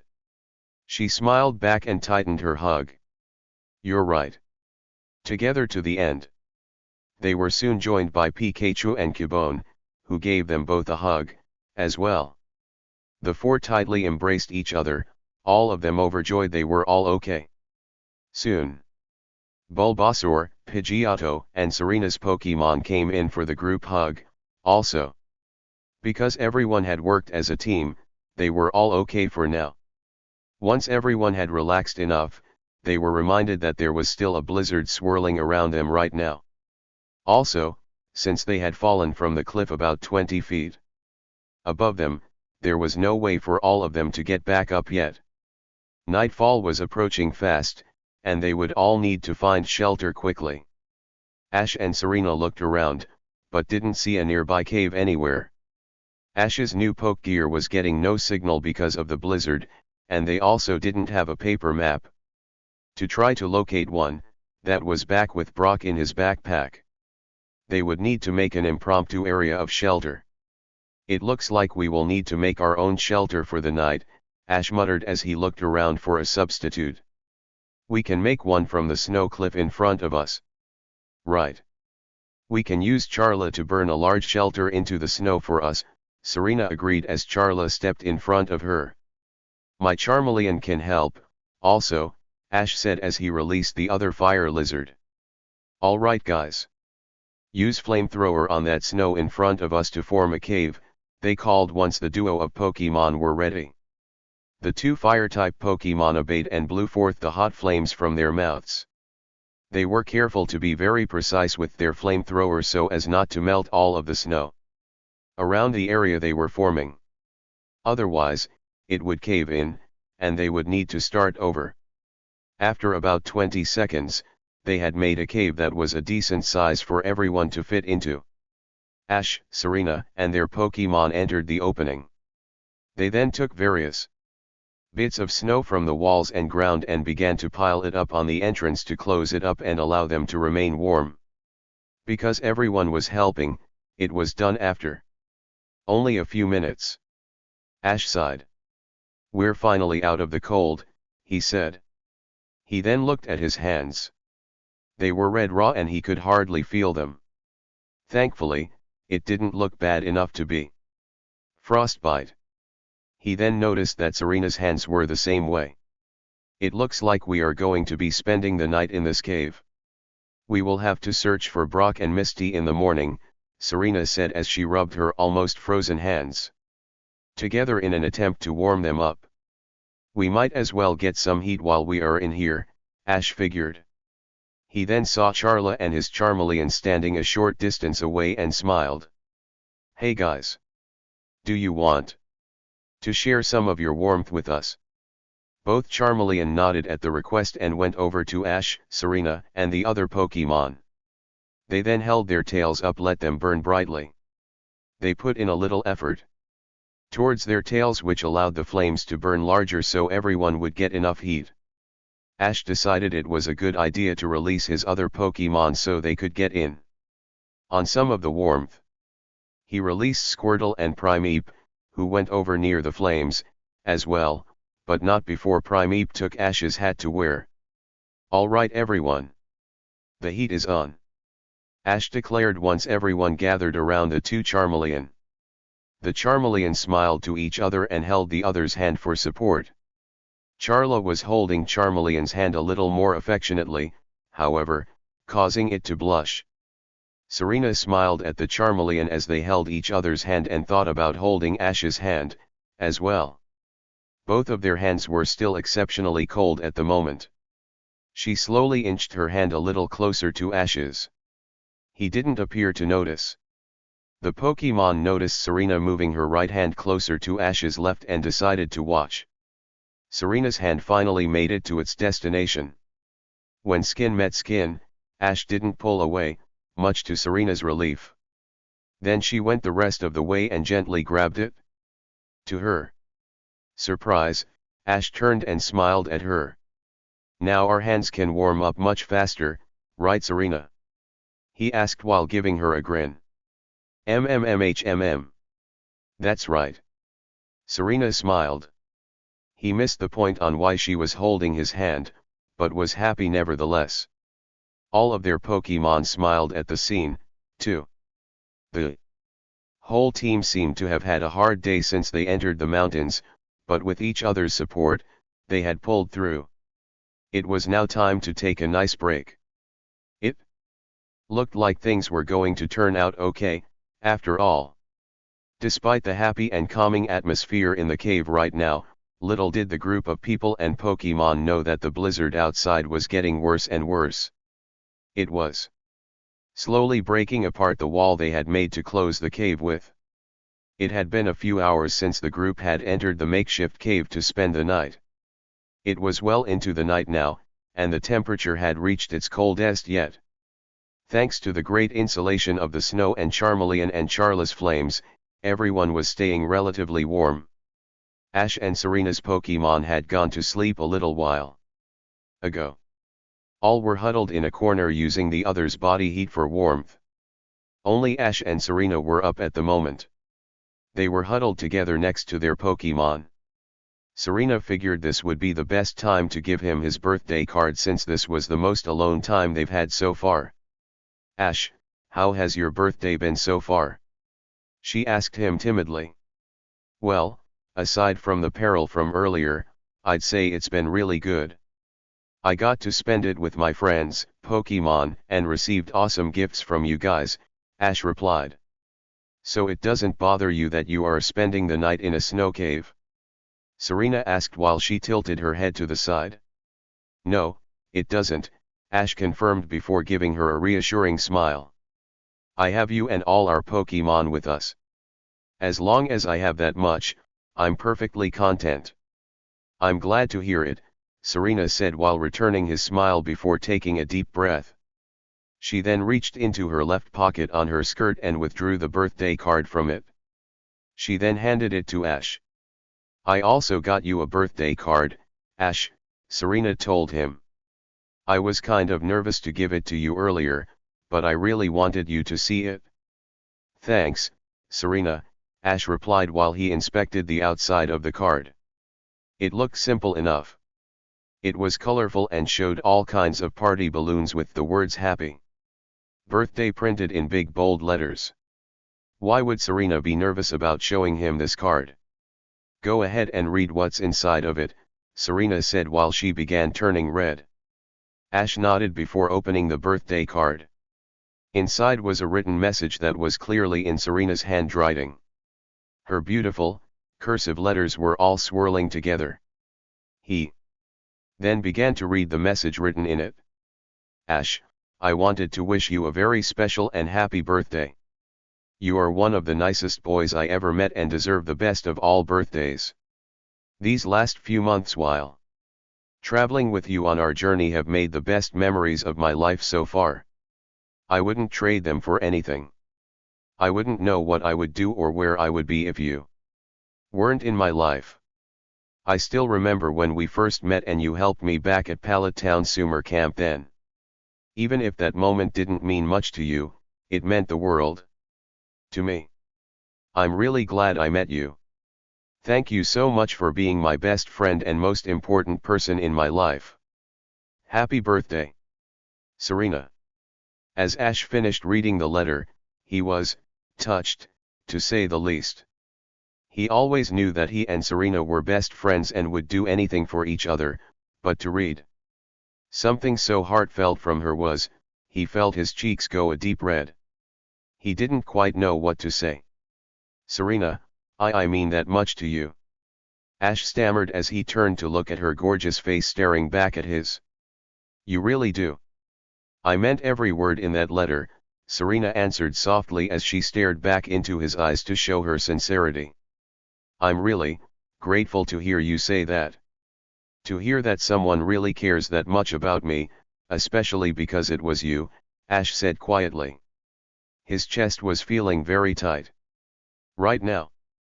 Ash, just know that no matter what happens, I'll always be on your side. That's a promise.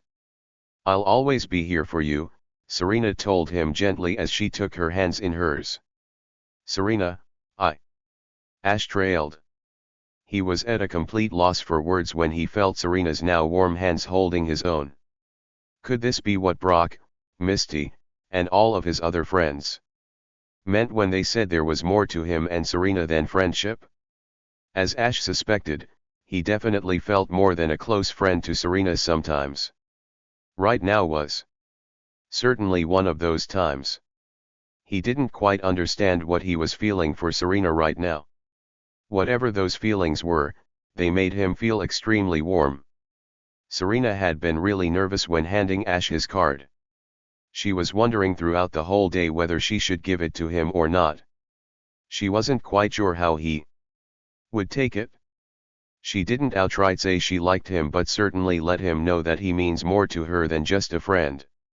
His reaction seemed to be positive, if not a little surprised so far. She could honestly say she was glad she did give it to him in the end. Thank you, Ash finally said again after a moment of silence. I guess it wouldn't hurt to say that you are the most important person in my life, as well. I'm glad I met you, too. Really? Serena asked as she looked at Ash with sparkling eyes. She felt like she could cry after hearing those words come from Ash. I really am, Ash confirmed with a smile. I wouldn't have it any other way than us traveling together right now. Oh, Ash, Serena sighed as she leaned against him. Everything seemed to be okay. She felt like she could stay in this position forever. It didn't matter that a snowstorm was blowing right outside. It didn't matter that they had to spend the night in a cave. The only thing that mattered to Serena right now was that she liked Ash, through and through. And she couldn't be happier at the moment. Ash immediately turned red once he felt Serena lean against him. What were these feelings going on with him right now? He had this feeling a few times before, but now it was coming back to him twofold. He felt like he had 7 Charizard dueling in his stomach right now. The weirdest part was he liked this feeling. While Ash and Serena were having their moment, not every single Pokemon was asleep. Pikachu, Cubone, and the 2 Charmeleon happened to hear the exchange that went on between their trainers, or parents, and gave a smile with their eyes still closed. The blissful moment Ash and Serena were sharing was interrupted, unfortunately. The blizzard had become so fierce that it had whisked away a portion of the snow the group had used to cover up the opening. As soon as the hole was exposed, a wild rush of wind blew into the cave, immediately chilling Ash and Serena to the core. The Pokémon were also startled awake by the sudden drop in temperature and frantically looked at the opening. "Oh, no!" Ash yelled as he jumped up and ran to the opening and pressed his back against the hole. It felt like there were 1,000 ice cubes on his back all at once. The air was so cold. He grimaced but held firm. "Ash!" Serena cried as she ran over to him, followed by their Pokémon. "Just stay back. You all need to keep warm." Ash yelled as he once more gritted his teeth from the cold. "Choo-choo! Pika-Pie!" Pikachu shook its head frantically and ran over to jump into Ash's lap. "Bone!" Cubone yelled as it joined Pikachu. "I'll be fine. I just want to make sure you all are warm," Ash told them a little sternly. "Choo-yoo!" Pikachu shook its head again. It wasn't going to leave Ash's side. Ash sighed, but a thought occurred to him. Come to think of it, those Pokeballs were probably pretty warm. He then made his decision. "Everyone, return to your Pokeballs!"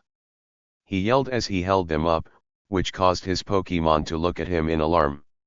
He then turned to Serena. "You return your Pokémon to their Pokeballs, as well." "But Ash," Serena tried to protest.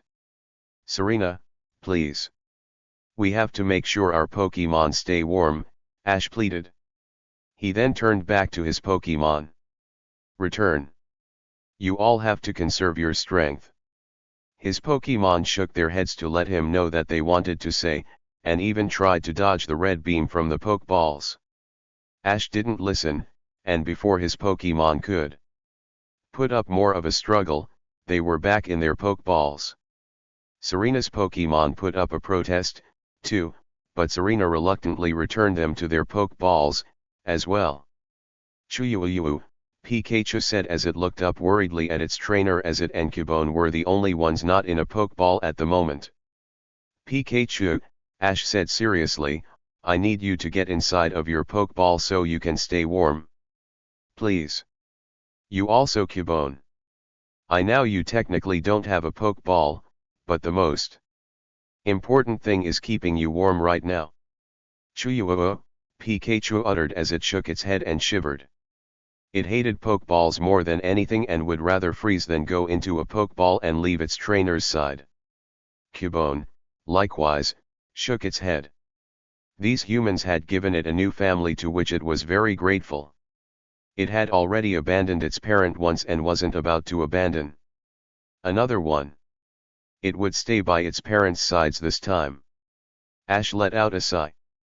"I know you guys want to stay with me, but the most important thing is making sure all of you are safe." Once more, the two Pokémon shook their heads no. "Fine. If you won't get in the Pokeballs, at least go with Serena to the other side of the cave so you are away from the cold." "I can block it," Ash said bravely, despite his back felt like it was going numb. "Ash, we can't just let you freeze to death just so we can be more comfortable," Serena protested. "I'll be fine," Ash stated firmly before softening his expression. "Please. We're not leaving you," Serena cried as she went over to Ash and threw her arms around him in a tight embrace. "If you are going to freeze, we all will." Serena, Ash trailed before looking down at Pikachu and Cubone to see their determined expressions. It seemed they were dead set on staying with Ash, and nothing he said would change their minds. "You all really want to stay here and keep me warm?" Ash asked in amazement, receiving a nod from Serena and the two Pokémon. Just then, Ash and Serena's Pokeballs opened up to reveal all of their Pokémon.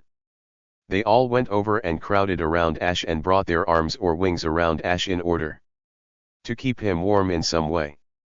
Primeape even gave Ash his hat back to let him know it cared, too. There was no way Primeape was going to leave Ash. It never had someone or something that genuinely cared for it like Ash. They had made a promise to grow stronger together. It would stay by Ash's side. Bulbasaur had been extremely distrustful of humans, but Ash proved to it that there are definitely some humans worth trusting. It was going to stay by Ash, as well. Charmeleon had an abusive trainer in Damien, but Ash extended the olive branch and offered Charmeleon a new life. It was going to stay with Ash in his time of need like Ash was to it. Squirtle had been abandoned by its trainer, which made it think all humans were hateful. Ash had shown it that it was wrong, and there were good humans in the world. It would never abandon Ash because he never abandoned it. Pidgeotto had been a loner all its whole life. It thought it never needed anyone and could take care of itself. Ash had shown it the way that it could be so much happier with friends in its life. As Ash's friend, Pidgeotto would say bye Ash. Lastly, there was Pikachu, his first Pokemon. Ash was honestly the best trainer Pikachu could ask for. They had been through so many things together since they started out and were best buddies. It would never let Ash freeze like this. Pikachu, Cubone, Charmeleon, Squirtle, Bulbasaur, Pidgeotto, Primeape. Ash said in awe as all his Pokemon embraced him to keep him warm. Serena's Pokemon likewise crowded around her to ensure that she was warm as well. Pretty soon, there was a crowd of Pokemon and two humans all huddled around each other, with Ash in the middle. "Don't you see, Ash?" Serena asked him. "As I've said before, we all care about you too much to let you do everything by yourself. We are all in this together." Ash then began to feel tears come to his eyes. They really cared for him, and it really touched him. He remembered Serena had told him the same thing on the first day of their Pokemon journey. She was right. No more doing things by himself. They were in this together. "All right. You win.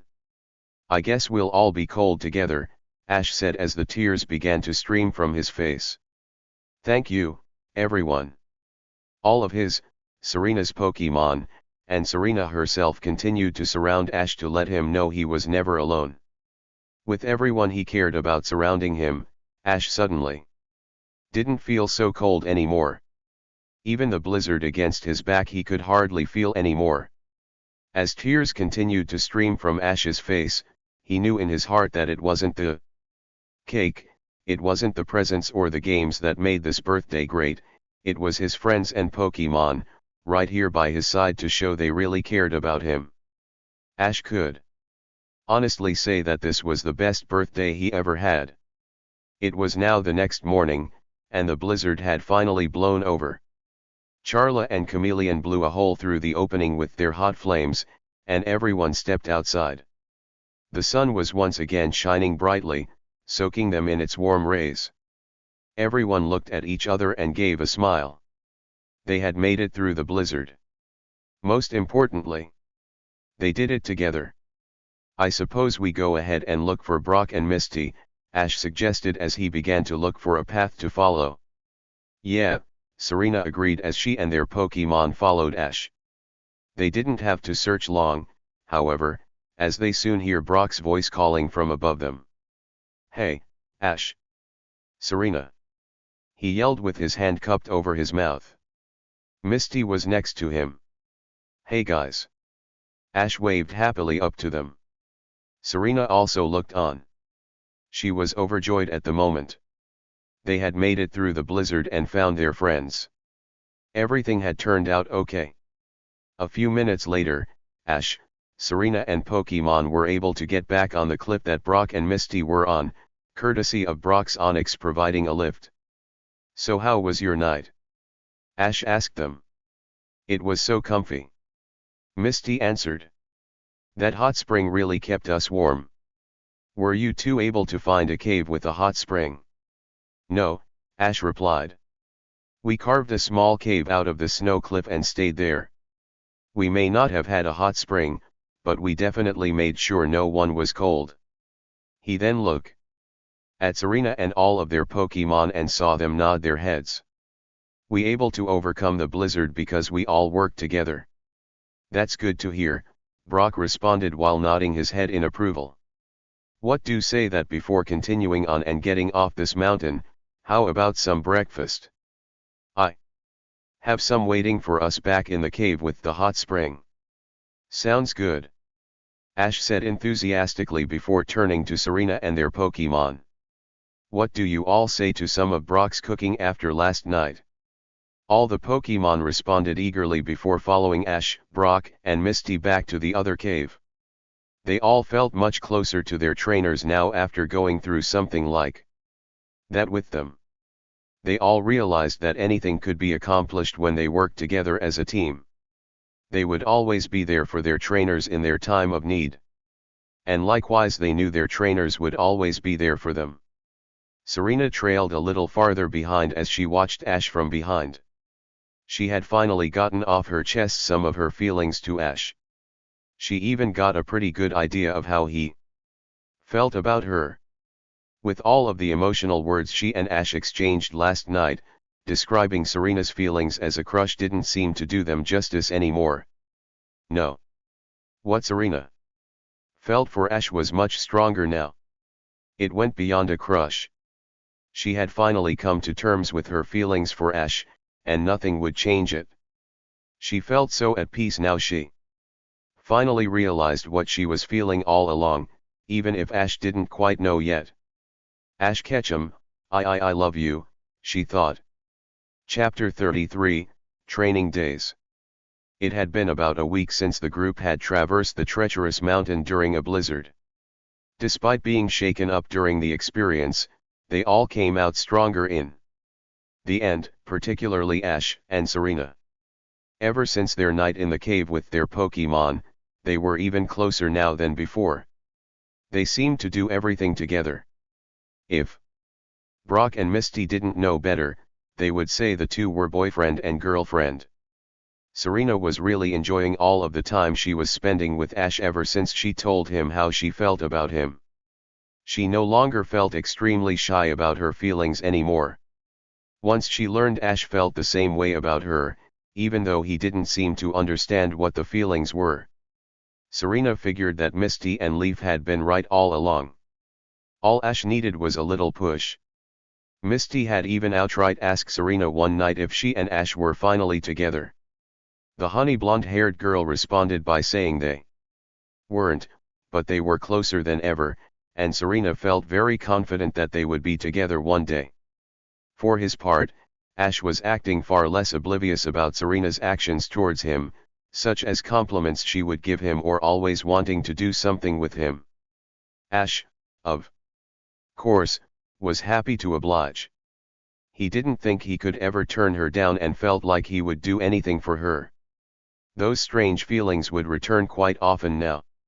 He felt a weird tightness in his chest when he was around Serena, or he would find he was the one blushing for a change. If this kept up, he would have to ask Brock what he was feeling. After all, the Pokemon breeder was like a big brother to him, after all. The group was now ever closer to Fuchsia City. They were about 2 weeks away now and were in luck to find a Pokemon Center out in such a remote area. It would be a great place to check up on their Pokemon. Ash also knew that Pikachu should be getting its cast off pretty soon. He had a good feeling that it would be today.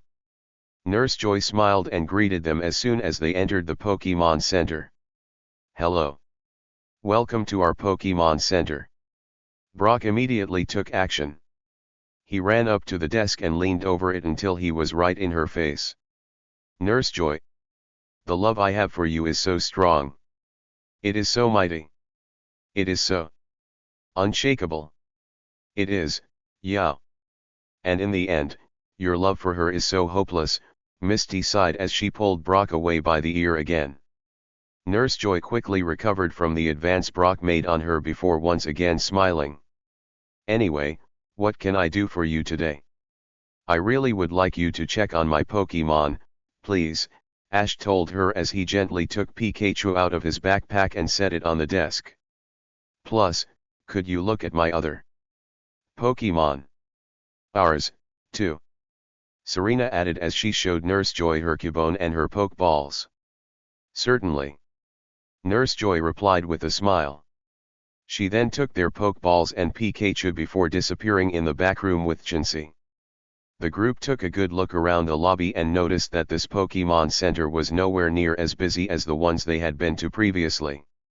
This rather surprised them, since it is the only one they had encountered so far since the last small village they were in once they got over the mountain. Nevertheless, the group decided to sit down and wait while their Pokemon were being inspected. Ash and Serena sat down next to each other, of course. Serena didn't waste any time in leaning against Ash's arm and giving a content sigh. Ash was the one who blushed for a change, but didn't say anything, and instead just gave Serena a smile.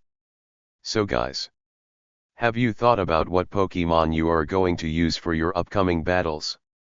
Brock asked from beside them. Serena and Ash glanced at each other before realizing they really hadn't. Fuchsia City was still a good 2 weeks away, but that didn't mean it was ever too early to prepare. You know, I would really like to use some of the Pokemon I haven't used much against the gym leader, like Mook, Hitmonchan, or Haunter. The only thing is that I have no idea what their battle strengths and weaknesses are, so I'm not sure if they are ready, Ash replied. The same goes with me, Serena sighed while still against Ash's arm. I really want to be able to use Hitmonlee, Eevee, and Oddish more, but now that I'm in the upper ranks of the Battle Chateau, there is a lot at stake using them since they have the least battle experience. That isn't to say that they are great battlers, but that's understandable, Misty smiled. You two really want to be able to win in the Battle Chateau or Pokemon Gym, but you also realize that it is only fair if all of your Pokemon have an equal piece of action so they all feel special. Exactly, Ash murmured. It was then the busy signal went off in the back room and Nurse Joy emerged with Pikachu, Cubone, and the rest of the Pokeballs. Nurse Joy and Pikachu had a big smile on their faces when they came out, and the group soon saw why. Pikachu's cast was gone. Buddy! Ash exclaimed as he immediately went over to embrace his partner now that it was okay. Pikachu! Pikachu cried as it leaped at Ash and gave him a big hug. I'm so happy your arm is back to normal, Ash said genuinely as tears came to his eyes. Your Pikachu's arm is completely healed now, albeit a little stiff from being in the cast for so long, Nurse Joy told him. I am pleased to say that it can return to the battlefield with full use of its arm now. That's such great news. Misty exclaimed as she went over to the rodent in Ash's arms and snuggled her face against it, to which Pikachu cooed in delight. Way to pull through, Pikachu, Brock said while nodding his head in approval. Ash continued to hug his first Pokemon in pure joy for the next several minutes before looking at it and getting a determined look on his face. What do say we make up the time? We missed by training right now? Pikachu. The rodent agreed enthusiastically by nodding its head. Serena watched the two with a big smile on her face. She loved the bond those two shared. She figured this should call for a celebration on Pikachu's recovery, but what could she do? It was then a thought hit her. She could bake something. Nurse Joy, Serena said quietly while the others exited the Pokemon Center, would it be too much trouble if I used the kitchen tonight? It would be perfectly fine. Nurse Joy replied with a smile. Great. Thanks. Serena said happily before looking down at Cubone in her arms. Do you want to help me make something, Cubone? Cubone bone. It answered with a smile and a nod. It was like Pikachu had never been out of battle in the first place. Every time Ash issued a command, Pikachu executed the attack so flawlessly, he could have sworn they were even better than before. Ash was feeling incredible now that his partner was 100% again. All the pain and guilt of Pikachu's battle with Sabrina had been washed away, replaced by utmost determination. They were going to win when he challenged her to a rematch. After training with Pikachu a while, Ash decided now was the perfect opportunity to train his other Pokémon, as well. Serena, Misty, and Brock joined, also. He had Primeape, Serena's Hitmonlee, and Charmeleon duel each other in a physical attack-only fight, so Charmeleon could focus on other attacks other than fire, and Primeape and Hitmonlee could focus on close combat. He had Bulbasaur focus on fighting Serena's Charla and Oddish so it could overcome its weaknesses like Ash promised. Pidgeotto and Zubat were focusing on dodging Pikachu's electric attacks. Geodude and Onix were focusing on dodging and withstanding water-type attacks, courtesy of Misty's water-type Pokemon and Squirtle. Eevee preferred to play with Cubone, but after some coaxing from Serena, it joined her Jigglypuff and Nidorina in a battle. Misty, Psyduck and Cubone were the only Pokemon not in a battle or some type of training right now. Cubone was really young so it had an excuse and watched curiously from Serena's arms. Psyduck merely stood and watched the scene with its hands on its head. Psyduck, don't you want to join in on the training? Misty asked it as she went over and knelt down next to it. Sigh. It questioned and gave Misty a clueless expression. You have to train if you want to be strong. Wouldn't it be awesome if you could use those cool psychic attacks that you used at the power plant anytime you wanted? Misty tried. Again while smiling at it. Duck, it replied before going over and interrupting the battle between Primeape, Hitmonlee, and Charmeleon. It made a pose and flexed its muscles to show them how strong it was. The three bigger Pokemon glanced at each other before looming over Psyduck, ready to take it on. Psyduck immediately felt its bravery leave it and sweat dropped. Sigh. It cried in fear before running back over to Misty and hugged her leg in a death grip. Misty sighed. Psyduck, I didn't mean you have to fight all of the bigger Pokemon. Start off with Pokemon your own size. Sigh. It questioned again. Why do I even bother? Misty muttered as she placed her hand over her forehead in frustration. The group spent all afternoon training their Pokemon and had some much-needed quality time with them. Evening was now approaching, and the group decided to call it a day. As they were walking in, Brock had an idea. Hey, Ash. Serena, he said to them, causing the two to turn towards him. What's up, Brock? Ash asked. A great way for you guys to train the Pokemon you haven't used as much yet would be to have a Pokemon battle with each other. Not a physical-only fight like at the Saffron City Fighting Dojo. It can be a real battle. Ash can use Hitmonlee while Serena can use Hitmonchan. I bet you could get some battles in with Haunter and Mook, too. I think that's a wonderful idea. Misty chimed in. I've always wanted to watch you two face each other in a real battle. Serena and Ash exchanged glances with each other. Brock and Misty were right. They had never had a true Pokemon battle before. It would be a great way to test each other's strengths and weaknesses as Pokemon trainers and a good way to introduce their newer Pokemon to battling. After they had grown closer since Ash's birthday, they figured they might as well have a Pokemon battle with each other. They nodded at each other and smiled at Misty and Brock. Definitely. They said at the same time. I'm going to go over and phone Professor Oak right now. Ash said enthusiastically as he went over to the video phone, the others following suit. Ash quickly dialed the number to Professor Oak's lab, and after a few rings, the Pokemon professor picked up the phone. He had a book beside him that he was clearly reading so Ash knew he wasn't interrupting anything important. Hey, Professor Oak. Ash and Serena greeted with a smile. Ah. Ash. Serena. Hello. Professor Oak responded with a wave of the hand he wasn't using to hold the phone. Chuyu. Pikachu waved. Ah. Hello to you, too, Pikachu. I see your arm is all healed up. That is fantastic. Professor Oak commented. Hey, Professor Oak. I was wondering if you could send over Mook, Hitmonchan, and Haunter. Ash asked. I'd be very happy to, Ash, but you already have 6 Pokemon with you. You will need to send 3 over here before I can send them to you, Professor Oak answered. Oh, right, Ash remembered. He then thought about which Pokemon he could send over. He didn't really want to be away from any of his Pokemon.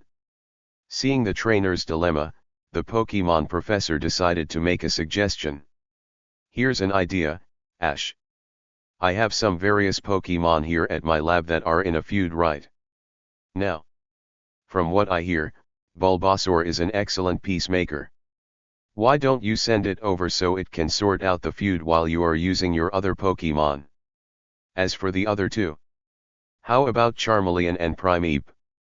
You told me they are always eager to battle new opponents. There is no doubt they could find some new, strong Pokemon to challenge.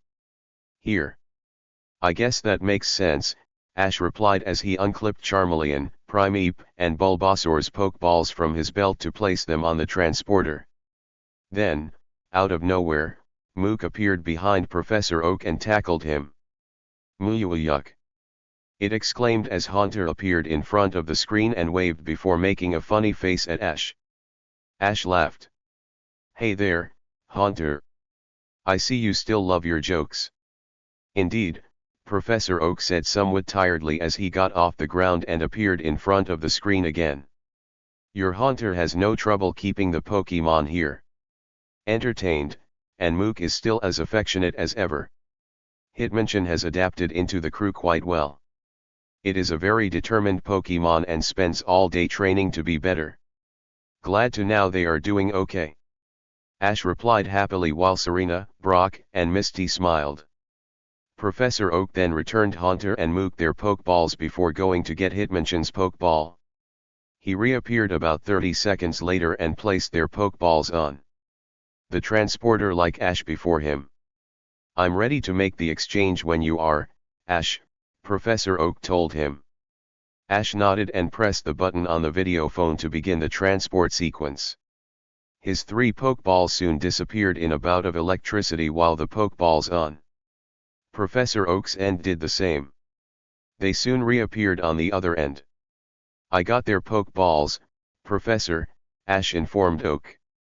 Your other Pokemon made it safely over here, as well, Professor Oak reported while holding up the Pokeballs on the other end. Great.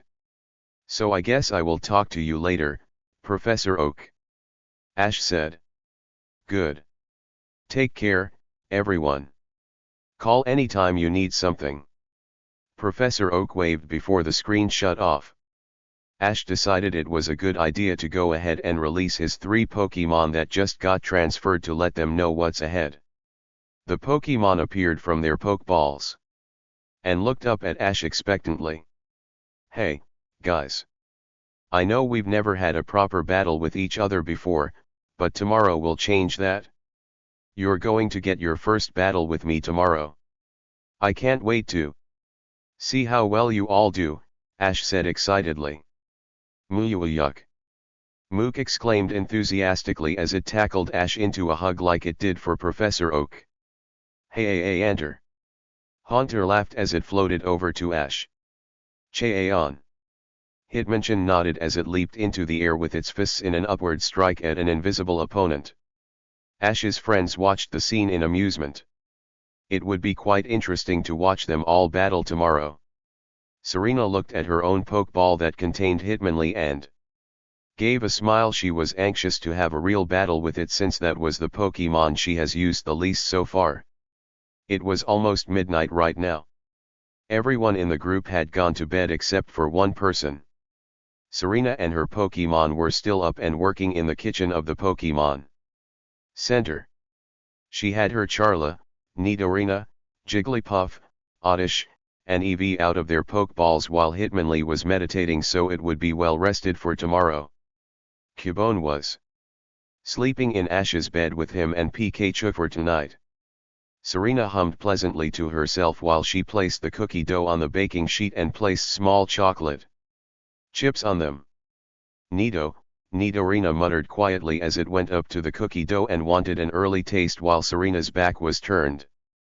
It was just about to take one when Serena turned back around and caught it. It looked away in a guilty manner, but Serena smiled. Hee hee. If you wanted a taste, all you had to do was ask, Nidorina. Serena giggled as she scraped a piece from the bowl the cookie dough was previously in with a spoon and fed it to the food-loving Pokemon. Nito, it said happily as it ate the raw but yummy treat. Jigglypuff, Charla, Oddish, and Eevee saw this and looked up expectantly at Serena. Of course you four can have some cookie dough, as well. Serena said as she got some more leftover cookie dough and gave it to them. She then placed the pan in the oven and set it to the appropriate temperature. She put her index finger over her mouth to her other Pokemon to indicate they needed to be quiet. The Pokemon understood and nodded at her request. I really hope they like these cookies. This is first thing I'm making all by myself, Serena mumbled to herself. Serena and Ash were standing on opposite ends of the battlefield. Brock was in the center to judge, and Misty was off to the side to watch and had Cubone in her arms to take care of while Serena was battling. Everyone was eager to see how this battle would play out. Serena gave Ash a wink before saying, I'm ready when you are, Ash. Ash smiled back. I'm ready right now. Go Hitmonchan. He yelled to release the fighting Pokemon. Hitmonchan appeared and began pretending to box invisible opponents. I'll use Hitmonlee, then. Serena yelled as she released her fighting type. Unlike Hitmonchan, Hitmonlee took a deep breath and got into a meditative stance for preparation. A match between Hitmonlee and Hitmonchan. This should be interesting, Misty commented from the side. Those two seem like total opposites. Hitmonchan seems like a very hot-blooded Pokemon, and Hitmonlee is calm and collected. Cubone Bone. Cubone rooted for both of its parents from Misty's arms. Okay. This is a one-on-one battle between Ash and Serena. There will be no time limit. Each trainer will use one Pokemon to battle the other. Begin. Brock announced as he waved both of his hands down. Hitmonchan. Let's see your Mega Punch. Ash hollered. Counter that with your Mega Kick, Hitmonlee. Serena shouted. Hitmonchan dashed forwards at top speed, eager to get the first strike in. Hitmonlee appeared to be a sitting duck. It was still in its meditative stance. Hitmonchan continued to advance upon the kicking fiend until it was right in front it. It immediately brought its fist forward for the Mega Punch, but at the last second, Hitmonlee jumped out of the way and swung its right leg around. Hitmonlee's foot connected with Hitmonchan's fist. Soon, both Pokemon were struggling to overpower the other. Realizing they were equally matched, both Pokemon leaped back and stared at the other intently. Try your Fire Punch. Ash called to it. Hitmonchan once more dashed forward. It reared its fist back, and it became enveloped in fire, but Serena knew how she could dodge it. Use Rolling Kick, Hitmonlee. She countered. Hitmonlee ran forward towards Hitmonchan, its legs extending as it did so. Once the two opposing Pokemon reached each other, Hitmonchan swung its fiery fist forward Hitmonlee. But Hitmonlee rolled underneath it and swung its leg upward, hitting Hitmonchan right in the face. Hitmonchan still had its fist moving, though. It continued on and smashed Hitmonlee in the face while it was on the ground. Both Pokemon reared back in pain and took several steps back from each other before facing the other again. Use High Jump Kick. Serena yelled. Sky Uppercut. Ash yelled, as well. Hitmonlee got a running start and leaped high into the air with its foot extended. Hitmonchan also ran forward and shot into the air with its fist glowing. Hitmonchan was coming from underneath Hitmonlee and knocked it right in the stomach. Hitmonlee gave a gasp of pain before finishing its move. It got a determined look and brought its foot down right on top of Hitmonchan's head. The punchy Pokemon was sent sailing straight towards the ground and landed hard on its back. Hitmonlee landed slightly more gracefully on its hands and knees but still winced from the recent punch to the stomach.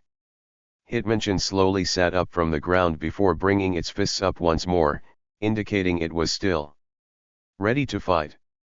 Hitmonlee made a back stance before putting its arms up defensively. "Great job getting up, Hitmonchan," Ash praised. "Since Hitmonlee's faster, try your mock punch." Before Serena or Hitmonlee could even blink, Hitmonchan appeared in front of Hitmonlee and delivered a swift punch across the face. Hitmonlee reeled back but retaliated by kneeing Hitmonchan in the stomach, surprising the punchy Pokemon and sending it doubling over in pain now that it had the wind knocked out of it. Serena saw her chance. "Awesome, Hitmonlee. Use Mega Kick once more," Serena called. "Try and get out of the way, Hitmonchan," Ash yelled. Hitmonchan was still gasping when Hitmonlee's foot connected right into its torso. Hitmonchan managed one more punch at Hitmonlee's face before it was sent sailing backwards. Both Pokemon landed on the ground face up. They struggled back on their feet before staring each other into the eye and panting. Unfortunately, Hitmonchan fell to the ground once more and didn't get up. Hitmonchan is unable to battle. The victory goes to Serena and Hitmonlee. Brock judged. "That was great, Hitmonlee." "Thank you," Serena cheered. "Lee," Hitmonlee breathed calmly before going back to a meditative stance. Serena then smiled apologetically at Ash about his Hitmonchan, but he reassured her with a thumbs up that everything was okay. Ash and Pikachu walked over to Hitmonchan and helped it up to its feet. Hitmonchan looked slightly hurt that it lost its first battle, but Ash gave it a reassuring pat on the back before speaking. "Hey Hitmonchan. That was a great battle.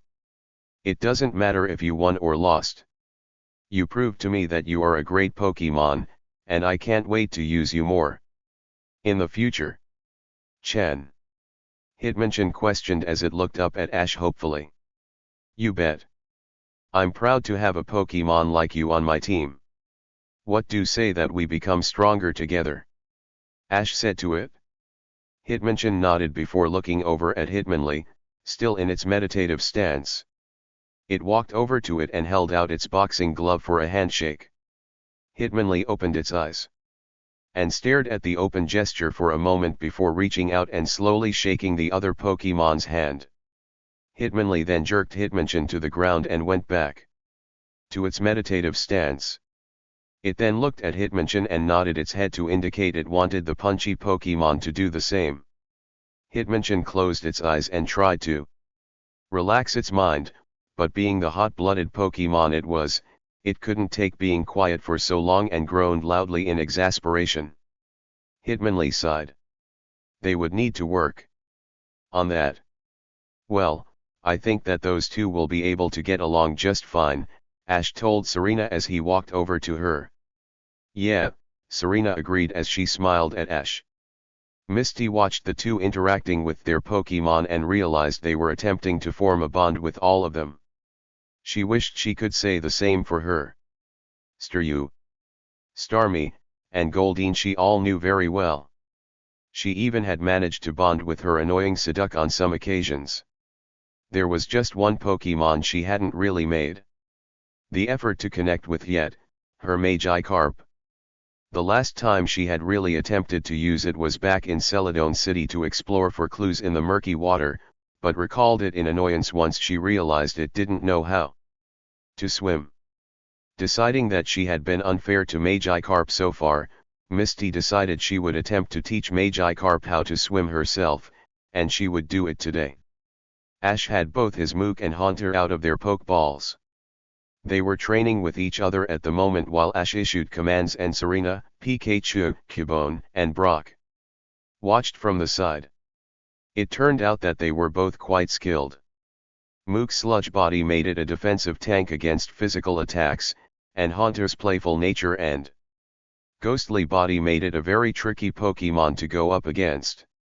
The raven-haired boy had no doubt that he was going to be using more of them in the future. His Fuchsia City Gym battle was coming up, and he vowed he was going to use at least one of his new Pokemon in the battle.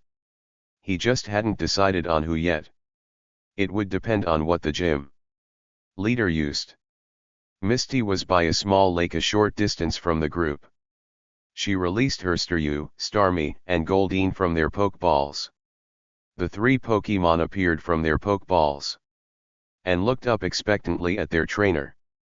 Misty kneeled down by the water's edge before speaking to them. "Hey, you three. I'm about to release Magikarp to try to teach it how to swim properly. I need all of you to hold it above the water as best as you can during this time. I'm not afraid of it drowning because it's a fish, but I don't want it to just sink, either," she told them, receiving a nod from them. "Okay, Magikarp. Come on out," she said. Magikarp appeared in the water and immediately began flailing around in the water as it tried to stay afloat. It slowly began to sink, but it was soon held up by Misty's other Pokemon. "Magikarp, I need you to watch my other Pokemon, in particular Goldeen since it's a fish Pokemon, also. I want you to try to copy their movements to the best of your ability. I bet you will be swimming in no time," Misty said. "Carp. Carp," it replied. Goldeen then began moving gracefully around the water, exaggerating its movements so Magikarp could get a good glimpse at the proper motions for swimming. Once Goldeen was done, it paused and looked at Magikarp to indicate it wanted the red fish to copy it. Magikarp slowly wiggled away from Storie and Starmie and began swimming towards Goldeen. However, it only managed to swim a few feet before it began to sink again. Storie and Starmie immediately went over to it and held it above the water again. "That's okay, Magikarp. If at first you don't succeed, just try again," Misty encouraged with a smile, before she heard a voice behind her. "Hey, Misty. Are you training your Magikarp?" Brock asked as he came up next to her. "Yeah," Misty replied as she turned back to Magikarp, who attempted to swim again only to sink a few seconds later. "If I'm going to be a worthy Cerulean gym leader, it's only natural that I should train all of my Pokemon. I've been neglecting Magikarp over my other Pokemon lately because it can't swim, but it deserves to be loved, also." "I see," Brock said as he nodded his head. "The only problem is when I first got Magikarp from that salesman, I had no idea training it would be this hard. I expected it to gain experience just like my others even though I knew Magikarp were some of the toughest Pokemon to raise properly. Even worse is I let my temper get the best of me at Psyduck or Magikarp's antics. I say they are annoying me or giving me a headache. I love all my Pokemon, but it is a terrible thing to say to them," Misty berated herself. "Just like people, all Pokemon have their flaws or quirks," Brock pointed out. "In the case of Psyduck or Magikarp, they are more noticeable. Despite that, even they can be worked with to overcome their flaws. I'll admit, Psyduck and Magikarp may not act like the sharpest Pokemon in the world, but they still love you." Just then, Misty's Pokeball shook and Psyduck popped out with a cry of sigh. "Psyduck! What are you doing out of your Pokeball?" "I didn't want," Misty started, but stopped herself. She was doing the very thing she confessed to Brock. She gave a huge breath before smiling at Psyduck. "Hey there, Psyduck. I guess you wanted to be outside with all of my Pokemon instead of being in your Pokeball." "Sigh," it replied as it went to Misty and hugged her leg affectionately. "See, what did I tell you?" Brock smiled. "I really do owe you an apology, Psyduck," Misty said as she kneeled down and rubbed Seduc on the head. It really seemed to like Misty rubbing it and relaxed. For such a hot-tempered girl, Misty had a surprisingly soft touch. Misty then looked over to Magikarp and called out to it, "I should apologize to you, as well, Magikarp. I haven't been giving you the best attention either." "Carp?" it questioned as it leaned slightly in the water. "You and Seduc are just as superb as my other Pokemon. It's because of my poor judgment and quick temper that I couldn't see that. I promise that things will be different between us from now on. I just ask that you both forgive me," Misty said as she closed her eyes and tears began to fall from them. Magikarp stared at its trainer for a moment with the same blank look on its face. This was the first heart-to-heart meeting it's had with Misty so far. Magikarp had to admit that it was a little jealous of Storie, Starmie, and Goldeen. They were much more capable in battle and smarter than it could ever be. Misty was finally taking the initiative to teach it how to swim, and even apologizing to it and Seduc. It wasn't going to let her down. With a mighty push, it squirmed out of Storie and Starmie's grasp and began to swim, little by little towards Misty. "Misty! Look!" Brock said excitedly as he pointed his index finger towards the fish Pokemon. Misty opened her eyes and gasped when she saw that Magikarp was actually swimming towards her. It was a little wobbly, but swimming nevertheless. "That's great, Magikarp!" Misty cheered happily as the fish Pokemon got closer to her. When it was in arm's reach, she reached out and grabbed it before lifting it in the air above her head. "Carp," it said happily. "You did so well. I'm so proud of you." Misty smiled as she gave it a hug. "Sigh," Seduc remarked as it looked up at the scene. "Of course, Seduc. You can have a hug, too," Misty said with a mock roll of her eyes before kneeling down and embracing the duck Pokemon. Brock, Storie, Starmie, and Goldeen watched the scene with a smile on their face, for Brock and Goldeen. It seemed Misty had finally found her connection with Seduc and Magikarp.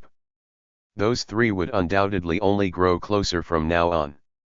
Ash and Serena happened to notice Misty hugging Seduc and Magikarp and stopped their training to watch the heartwarming scene. "Well done, Misty. I knew you could find it in your heart to bond with those two," Ash thought. It was nighttime once again at the Pokemon Center. Knowing this was their final stop before civilization in Fuchsia City, the group decided to spend one more night there. It would be nothing but traveling after this. They were currently in the lobby chatting among one another. "I think this turned out to be a pretty eventful day," Brock commented. Currently, he was seated next to Misty while Ash and Serena were sitting on another couch opposite of them. Brock noticed they were sitting a lot closer than usual to each other, but didn't say anything about it. "I'll say." Serena smiled. "Ash and I had a great first battle, and Misty finally found her click with Seduc and Magikarp." "You make it sound like I hated them," Misty muttered. "Well," Ash began, but the look Misty gave him immediately made him close his mouth. Before another fight could take place and ruin the good atmosphere, Serena decided now would be a good time for her bring out her cookies for everyone. She slowly reached into her backpack and brought 4 bags of cookies wrapped in a neat cloth and presented them to the others.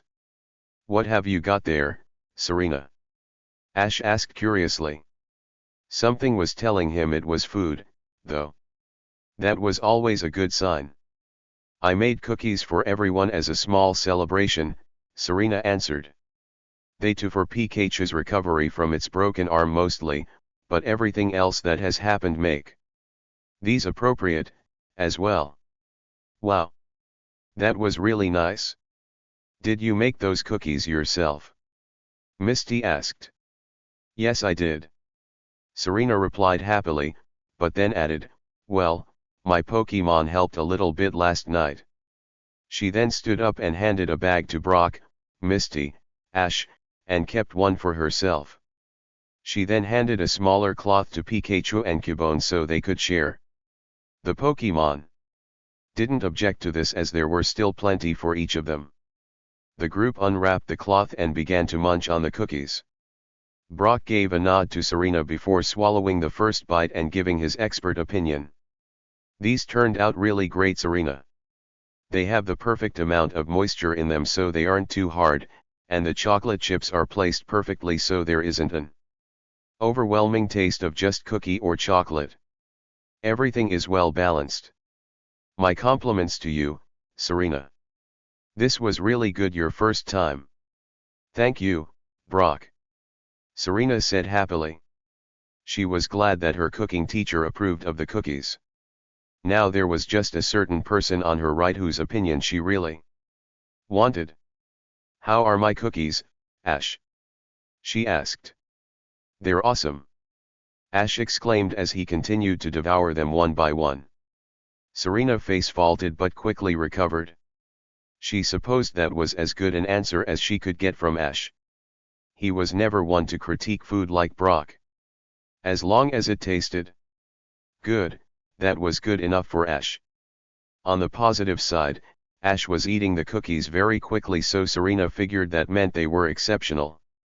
She was feeling very pleased with herself that she succeeded in making something herself for the very first time.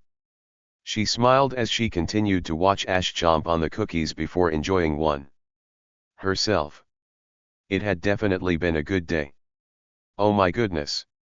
Cinnabar Island is even lovelier than what I've seen in pictures. Delia exclaimed as she excitedly looked over the boat and saw the large island in the distance.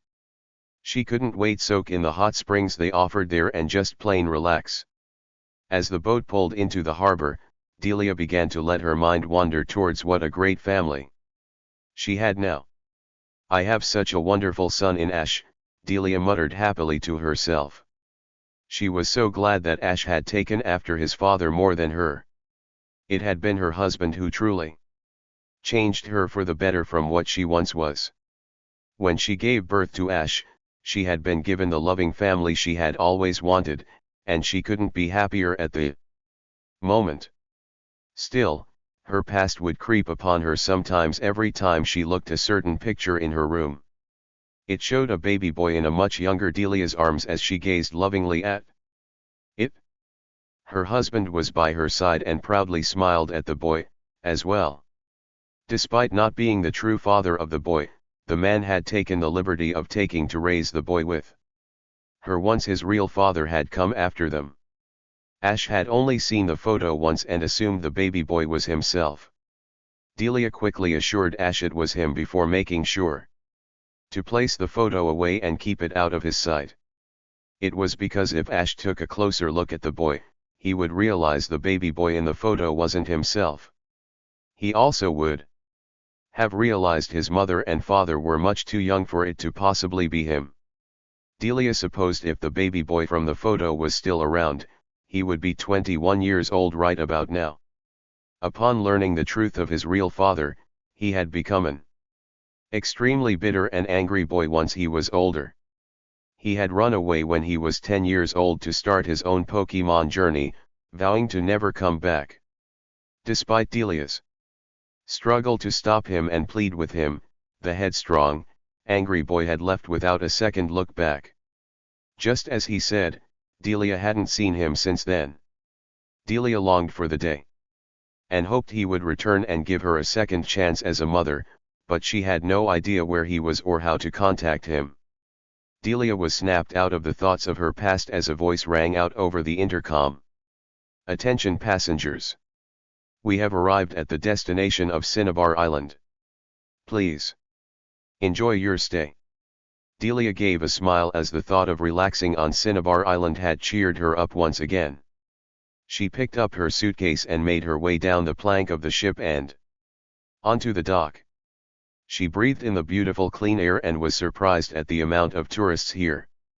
It truly was a paradise for vacationers. A man followed Delia off the ship several yards behind her. He quickly found a small area behind a few boxes on the dock and kneeled down quickly so he wasn't seen. He then pulled out a communicator on his wristwatch and spoke into it. "Sir, Delia Ketchum has arrived on Cinnabar Island." "Your orders?" he inquired. "Very good. Cinnabar Island is a very active island. It would be difficult to do anything while she was there. However, she won't be in a crowd forever. For now, just make sure she doesn't leave your sight," a dark voice said on the other side. "Yes, sir," the man responded. If only Delia knew. Her relaxing vacation would be monitored the whole time by Team Rocket.